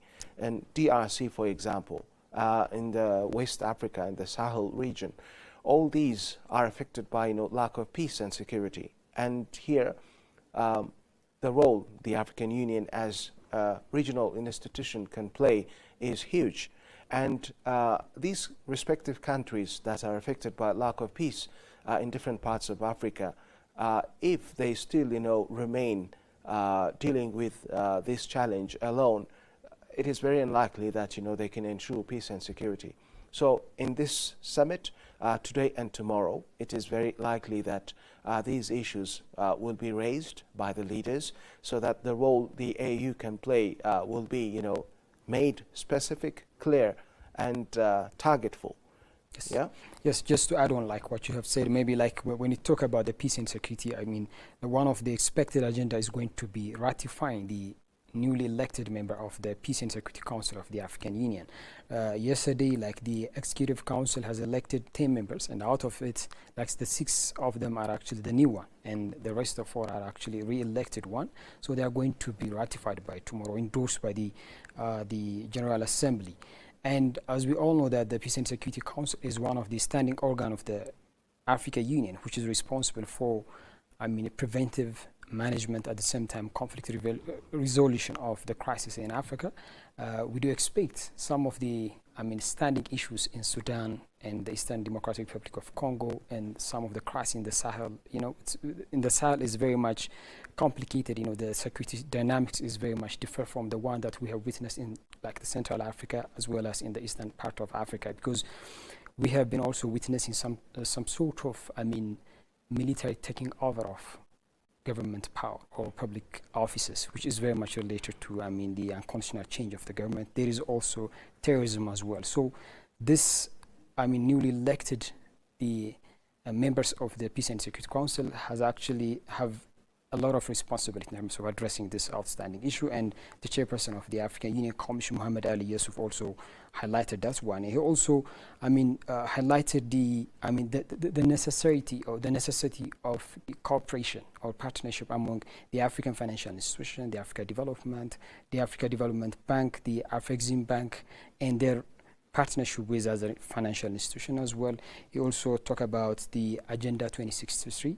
We are actually in the second decade of the implementation of the Agenda 2063, and there has been some progress. Of course, there is also some challenge persisting in that implementation period as well, and he also expecting member countries to facilitate and accelerate the implementation of the Agenda 2063 as well. So these are some of the points which was raised by the African Union Commissioner Mohamed Yusuf. I think the next speaker was Ethiopian Prime Minister, so you can begin. Yeah, Ethiopian Prime Minister Abiy Ahmed. Well, first he warmly welcomed, the attendees of the AU summit, and he started with, saying what we extract is not, as resourceful as the way we deal with, what we have, especially the human resource, the natural resource. When we combine them together, and when we put into practice, proper procedures, then we'll be successful. And Africa is a continent that is wealthy, that is so rich. And the contribution, the collaboration amongst African countries, especially in bringing together, every resource that the continent has will allow it to achieve its 2063 goals. And the goal 2063, even though it looks, very ambitious, as we see it, from the surface, as far as we really engage in it with commitment, we are very likely, to see, the fruit of our commitment. And the Prime Minister, of course, said water is just more than a resource. It's everything. Water is life, as other leaders also said, because the way we deal with water matters. It decides, just what we are. It's also our identity, what we can have, around us. So water translates into every aspect of our lives. And if you take, development, sustainable development, which is, of course, the topic, one of the themes, the most important themes in this summit, sustainable development can be ensured when you deal with water properly. Okay, water is the basis. Peace and security, lack of peace and security, is also dependent on water again. And now the Prime Minister mentioned the GERD, for example. Ethiopia uses, its water resources, and this is also an option for energy. And the GERD electrifies, not only Ethiopia, but also, other African countries, especially the immediate beneficiaries of the GERD are neighboring countries. And the fact that, the GERD is Ethiopian initiated project is not only beneficial for Ethiopia, but for the rest of Africa. So he also mentioned that collaboration and partnership amongst African countries is a very important thing. And he also mentioned, well, because of, the GERD, our industries can be electrified, and they will be able to function properly, to be productive enough.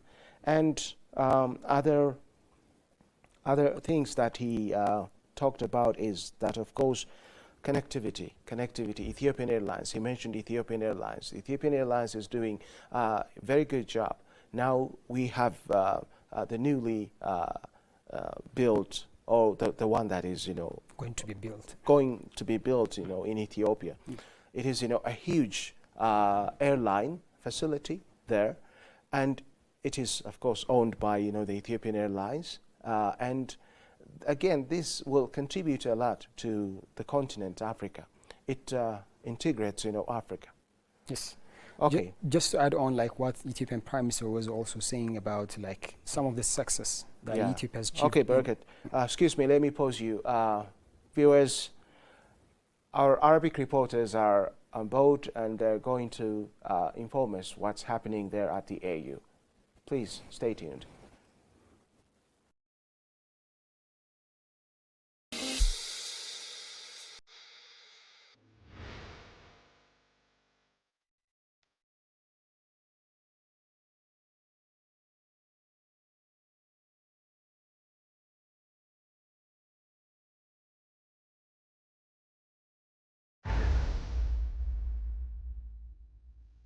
Welcome to the Pulse of Africa.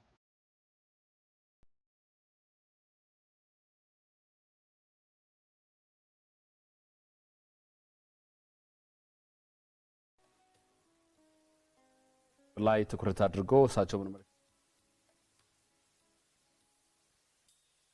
Dedicated to the African Union's Agenda 2063, discover Africa's journey toward a prosperous and integrated future.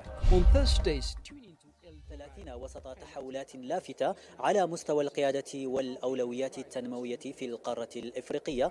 فقد تسلمت بوروندي رئاسة القمة الحالية بعد انتهاء دورة أنغولا لمؤتمر رؤساء الدول الأفارقة في خطوة تعكس مبدأ التداول بين الدول الأعضاء وتؤكد استمرار العمل الجماعي المشترك ما بين الدول الأفارقة لدفع أجندة التكامل والتنمية في إفريقيا خلال المرحلة المقبلة. وعلى صعيد القضايا الجوهرية يبرز ملف المياه في صدارة جدول الأعمال هذا العام في قمة الاتحاد الإفريقي بوصفه محور الاستقرار والنمو الاقتصادي. وفي هذا السياق أكد رئيس مفوضية الاتحاد الإفريقي محمود يوسف أن المياه مورد قاري مشترك يمكن توظيفه لتعزيز السلام والتنمية، داعيا إلى ربط التنمية وإلى ربط البنية التحتية وتسريع التحول الاقتصادي مع التشديد على إنهاء النزاعات في القارة ودعم الاستقرار في مناطق التوتر، خاصة ما يحدث في السودان والصومال. كما شددت رئيسة الوزراء الإيطالية جورجيا ميلوني على أن إفريقيا أصبحت فاعلا رئيسيا في صياغة التحولات العالمية، مؤكدة أن القارة بدأت تكتب اليوم فصلا جديدا من تاريخها، وأن الشراكة الدولية معها باتت ضرورة استراتيجية. ومن جهته أوضح رئيس الوزراء الإثيوبي دكتور أبي أحمد أن الإدارة المسؤولة للموارد المائية تمثل ركيزة للتنمية والاستقرار، مشيرا أن دور السد النهضة الإثيوبي الكبير في توفير الطاقة ودعم التكامل الإقليمي، إضافة إلى مبادرات بيئية وزراعية تستهدف تعزيز الأمن الغذائي وبناء تنمية المستدامة. وتعكس مجمل هذا المواقف توجها إفريقيا متصاعدا نحو التحويل الموارد المشتركة وعلى رأسها المياه والسلام والسلم ومنع النزاعات في القارة الإفريقية إلى أدوات للتعاون والتكامل الاقتصادي في إطار السعي لتحقيق أهداف أجندة إفريقيا 2063 وتسريع مسارات التصنيع والتنمية. وهذا اللي طرحوه في خلال القمة الاتحاد الإفريقي، وما زلنا معكم، فابقوا معنا حيث نوافيكم مجريات القمة الاتحاد الإفريقي أولا بأول من المقر الاتحاد الإفريقي من العاصمة الإثيوبية أديس أبابا. Welcome to the Pulse of Africa, your gateway to Africa's vibrant stories, voices and visions. Join us every Monday and Wednesday for POA in Depth, where we provide sharp analysis of pressing current affairs, keeping you informed and engaged. Tuesdays feature the Africa We Want, dedicated to the African Union's Agenda 2063, discover Africa's journey toward a prosperous and integrated future. On Thursdays, tune into El Dorado, highlighting Africa's rich natural resources and how they can drive true prosperity. Fridays bring you Roundup, where seasoned journalists discuss enduring issues shaping our continent's destiny. Saturdays showcase the editorial, offering Pulse of Africa's perspective on Africa's challenges and opportunities, and celebrate the notables, recognizing remarkable Africans making a difference. And don't forget Sundays are for Africa Melody, honoring our culture, music and entertainment. So tune into the Pulse of Africa and experience the vitality of our continent every day of the week. Subscribe now.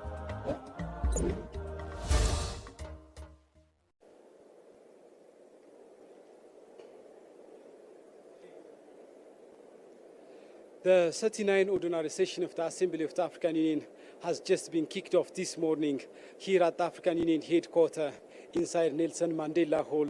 There are different continental and global leaders who delivered the speech at this important African Continental Summit. Ethiopian Prime Minister Dr. Abiy Ahmed, the chairperson of the African Union Commission, Mohamed Ali Yusuf, the chairperson of the African Union, Joe Lorenzo, Secretary General of the United Nations, Antonio Guterres, the Prime Minister of Italy, Her Excellency Giorgia Meloni, and other African and global leaders have delivered during the 38th ordinary session of the African Union Assembly, which is being conducted here in Ethiopia for the 2 consecutive days, today and tomorrow.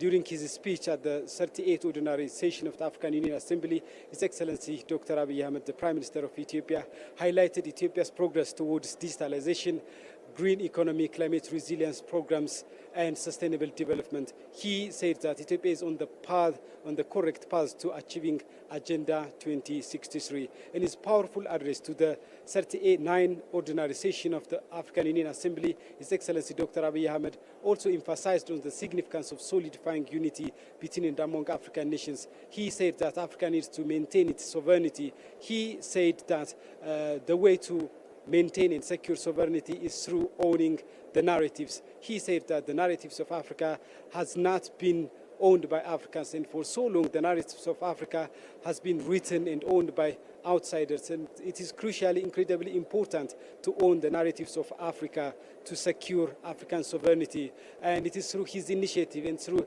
the steadfast commitment of His Excellency Dr. Abiy Ahmed, the Prime Minister of Ethiopia, that we are able to launch this important Pan-African media organization, Pulse of Africa, the face and voice of Africa. And the Pulse of Africa is established to voice the voice of Africa. And the Pulse of Africa is dedicated to amplify and elevate African voices.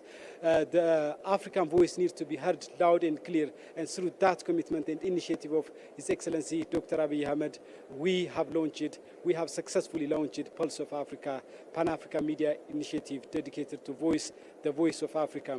The other speaker in the hall was, of course, the chairperson of the African Union Commission, His Excellency Mohammed Ali Yusuf.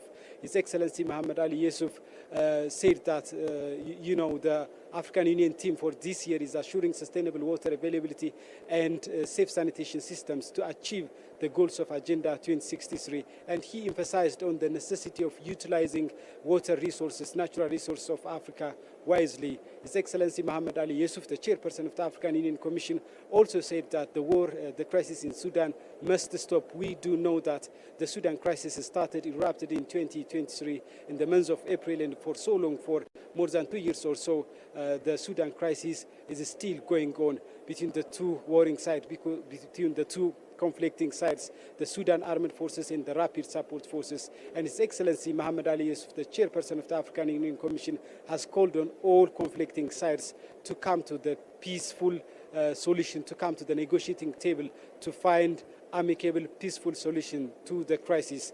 And the Secretary General of the United Nations, His Excellency Antonio Guterres, also delivered a speech in his address to African head of states and governments. Antonio Guterres, United Nations Secretary General, said that Africa needs to have a permanent seat, permanent position at the United Nations Security Council. We do know that Africa, with a population of 1.3 billion people and above, has no permanent seat in the Security Council. And the puzzling thing is, in the United Nations Security Council, many of the issues, many of the concerns, many of the issues deliberated during the United Nations Security Council are matters of Africa, issues of Africa, but Africans are not represented in the United Nations Security Council, key global governance body. Dear viewers, do stay with the Pulse of Africa for in-depth coverage and critical analysis on the 39th Ordinary Session of the Assembly of the African Union.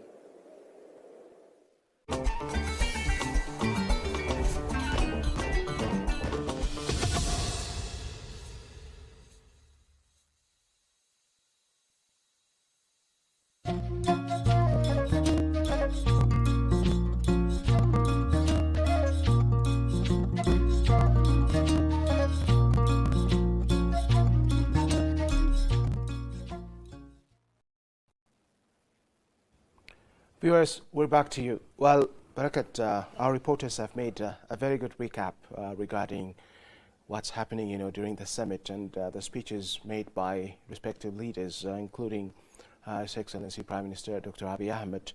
And well, I think this is where we took a pause earlier, and I just would like to continue from that. Let me continue on what the Ethiopian Prime Minister was saying, and one of the major point he trying to mention is the Ethiopian transformation, and he presented Ethiopian transformation in the wider context of the Agenda 2063. Exactly. And he said that this Ethiopian transformation, Ethiopia's progress, are actually making, a good contribution for the realization of the Agenda 2063. And he said that the Ethiopian transformation has two pillars. The first one is on how to govern the water resources. Ethiopia has been able to govern its water resource, properly. That's one of the pillars of its transformation. And the second one is, the energy generation. That's why he mentioned about the Ethiopian Renaissance Dam. And he has been saying that the Ethiopian Grand Renaissance Dam has been powering homes, powering industries, not only confined to Ethiopian context, but also Ethiopia able to export some of the power to the neighboring countries. And this is actually, he said that reflect the ingenuity of Ethiopia, or the wisdom of Ethiopia in terms of just utilizing the resource that it has. and it is very much linked to the continental agenda of prosperity and development as well. And the other thing he mentioned about the Ethiopian progress on the fight against climate change and what Ethiopia has been achieving for the past 5 years. Ethiopia has been able to plant around like 48 billion seedlings in the fight against climate change, and this is actually a big step toward, building a resilient economy, building a green economy in Ethiopia. It also contributes for the continental effort in that frontier as well.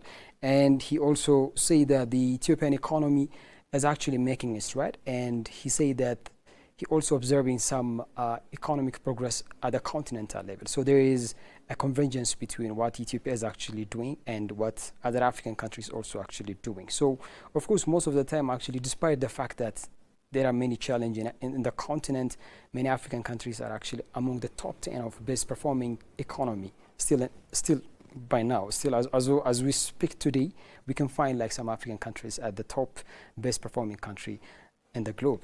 And of course, some of the emerging economy also in Africa and some frontiers markets such as like Morocco, Algeria, something like this are also in the continent. And the other thing that he mentioned about that the Ethiopian economy is expected to, the growth expectation is around like 10.2% at the end of this year. So this is actually, a huge growth space for Ethiopia economy as well. And the other most important thing that he mentioned about is sovereignty. He said that sovereignty is implicitly, he described that sovereignty is beyond the normative description of having permanent population, a sitting government, and territorial integrities. He said that sovereignty, for a country to have, a real sovereignty, we need to have a full control of the narrative. And for that, Ethiopia has taken the initiative to launch the Pulse of Africa, specifically to counter stereotypes and negative narration about Africa. As we all know that this Pulse of Africa, or media, an institution has been established by the Ethiopian government, which is actually follows what Ethiopian Prime Minister Abiy Ahmed said during the 35th organization of the African Union. He called upon African countries to have our own narrative. And African countries need to have like their own continental medias that can actually fight these stereotypes and negative stereotypes about the continent, at the same time to tell the African stories by the African as well. We have our own stories that we have to share to the world. Most of the times the African story is actually shaped by, those who are actually coming from outside of the continent. Story is not actually told by Africans themselves. Stories are actually being told by others, who are non-Africans. So Ethiopian Prime Minister was saying that, like during the 35th organization of the African Union Assembly, he calling on African countries to have a continental media, and Ethiopian government take the initiative and institute this continental media. So he was saying that African countries need to control their own narratives, and in a bid to control their narration, in a bid to, ensure like a clear sovereignty. Yes, Barakat, let me add to what you have said. Yeah. These points that you raised now, they are so important.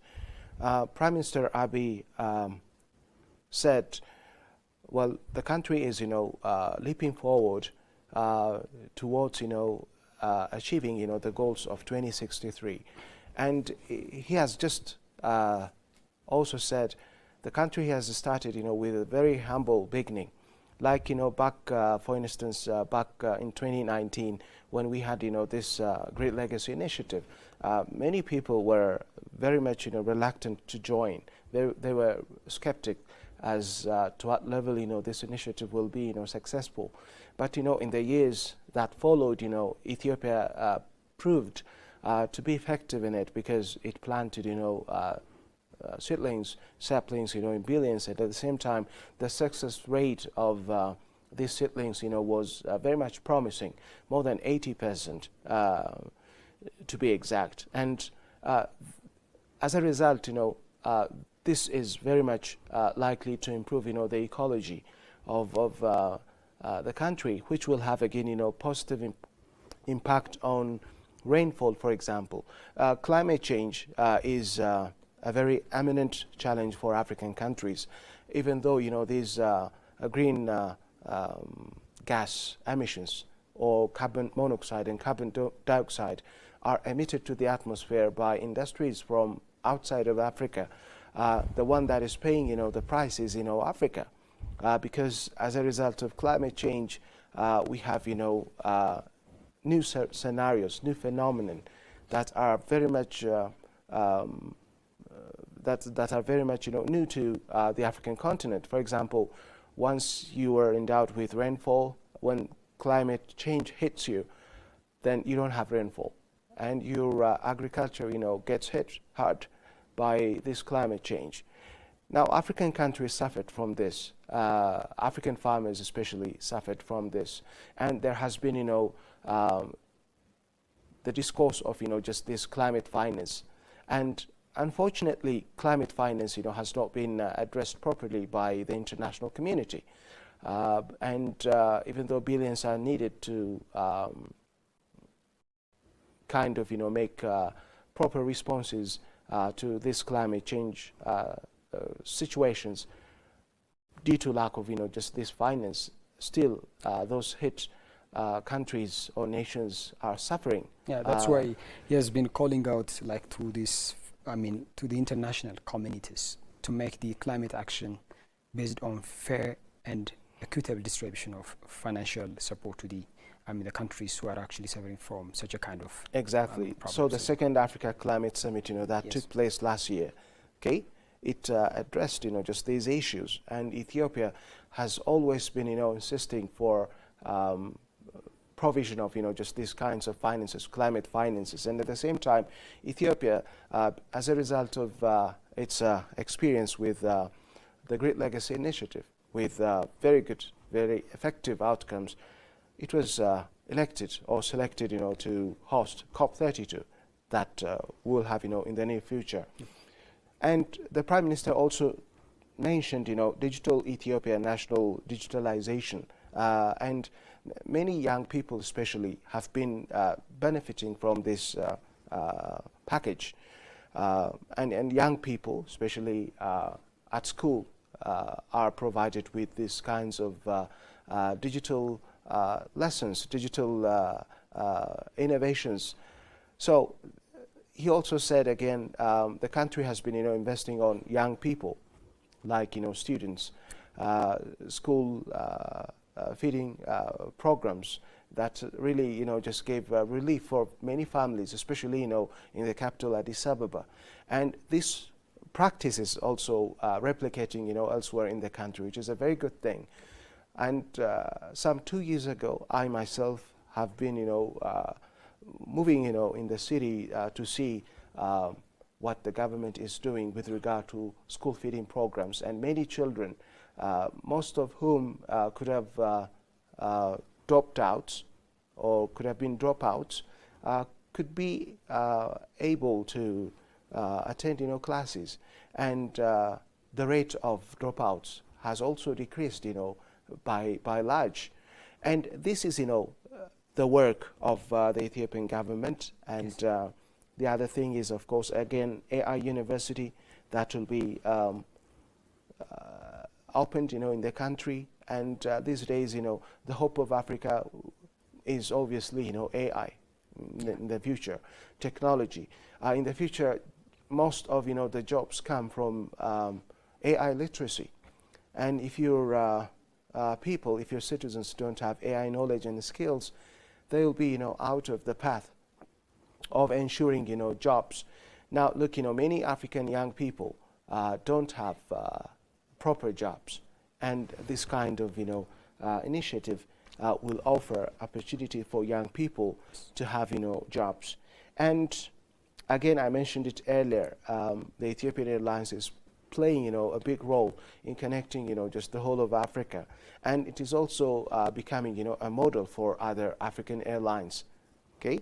And collaboratively, the airline has been working with other airlines in African countries, which is resulting from, the good results of the airline.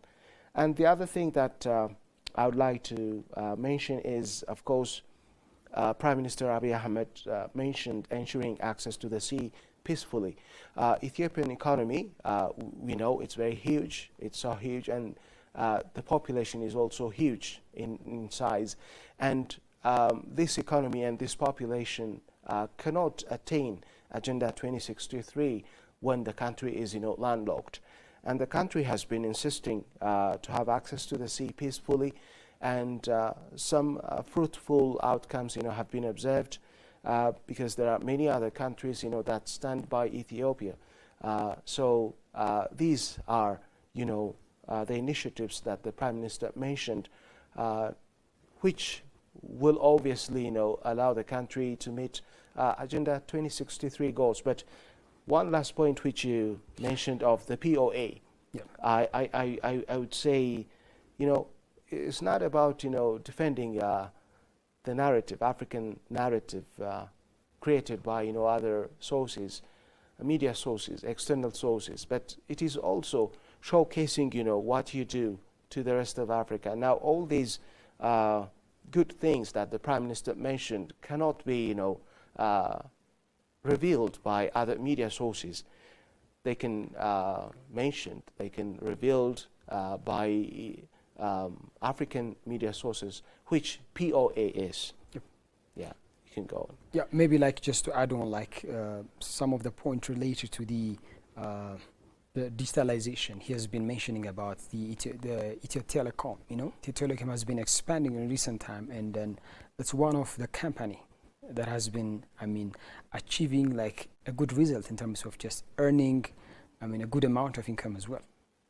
And the other most important thing is the Ethio Telecom also go beyond the geographical boundary of Ethiopia as well. Now we are seeing like the Ethio Telecom is actually connecting with some other African countries. So this is some of the initiative that Ethiopian government is actually trying to fit the Agenda 2063 in terms of like regional connectivity and empowering the continent as well. So these are some of the point that Ethiopian Prime Minister Abiy Ahmed also mentioned. And the other most important thing is related to the city development, the corridor development, the riverside as well. Yeah. And he has been saying that like in Africa, most of the cities are actually going through some form of transformation, unprecedented transformation. But the city development need to be carried out through a planned project. When city developed, they must be administered by a plan or roadmap, unless otherwise cities will not be meet the standard that they need to have by maybe 10 years down the line or 20 years down the line. So he has been, calling the African countries to take into consideration plannings whenever they deal with city development, urbanization, something like this one. I think these are some of the points. And finally, he has been just giving some due emphasis for the unification, the unity of the African member states in terms of just advancing the common agenda of the continents, either like the climate justice, the reform of the financial institutions, or the political infrastructure of the international institution as well. He has been, calling out these leaders to strengthen, to work together in order to realize the common agenda of the African countries. Yes. Giorgia Meloni, Her Excellency, Prime Minister of Italy, has also mentioned the collaboration, the genuine collaboration that her country wants to establish with the African continent and African countries respectively. And one thing that she said is, of course, the two parties, need to have, genuine collaboration, genuine partnership in which, equality is, sustained. When that relationship, when that partnership is not equal, when one is, more influential than the other, that is no more, cooperation. That is not, genuine partnership. It becomes, exploitation. And in general, she said that her government, or Italy as a nation, is committed to working with African nations to ensure their development. And especially meeting Agenda 2063. And other leaders have also spoken of... maybe like the United Nations Security, the United Nations Secretary General, Antonio Guterres. Actually, he's like, he's in his last term of the United Nations. He's securing the second term now. He's going to leave the office next year. And his speech was actually focusing on, as you have said, collaboration between the African continent and the United Nations as well. Yeah. And he has been very much, admiring in terms of like how the African continent, the African Union is trying its best to collaborate with the United Nations in terms of just securing peace and security in the continent. And the other most important thing is like advancing continental development, advancing continental prosperity as well. Of course, we know that most of the peace support operation in Africa is actually authorized by the United Nations, and United Nations is actually part and a parcel of the political and economic process of the continent. And without the UN, we can think of the peace support operation in Africa as well. Most of the technical, the financial support is actually coming from the UN as well, despite the fact that some unilateral countries are also actually contributing some support for this operation as well. Yes.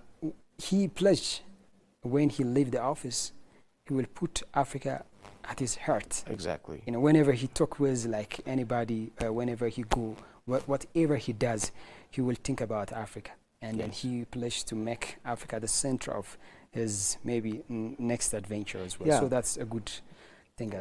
Moses Vilakati, AU Agriculture Commissioner, has also spoken of the importance of cooperation amongst African countries to utilize water properly.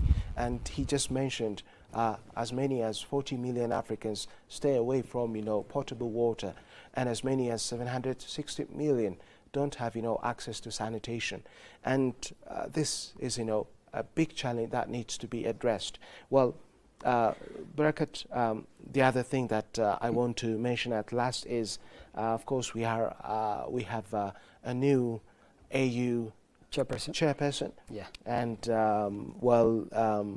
Joe Lorenzo has handed over his chairmanship to the Rwandan president, Evariste Ndayishimiye. Yes. Yes. And the two leaders both agreed that Africans, need to come together, need to cooperate in all aspects, in health, in education, okay, in peace and security, especially peace and security. They said these are, challenges that African nations need to converge their efforts to solve. And I'm afraid, Barakat, time limits us here. I wish we could stay longer to reflect on what the leaders have said. Thank you. Thank you, Barakat.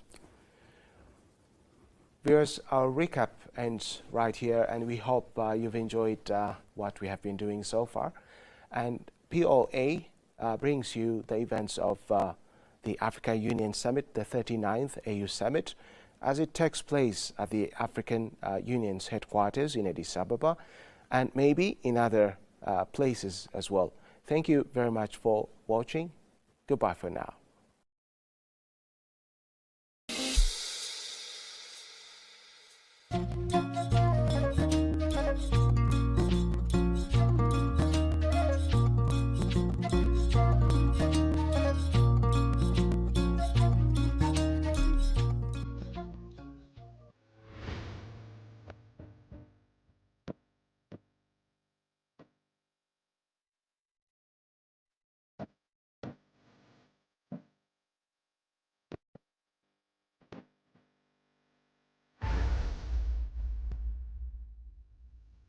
Welcome to the Pulse of Africa, your gateway to Africa's vibrant stories, voices and visions.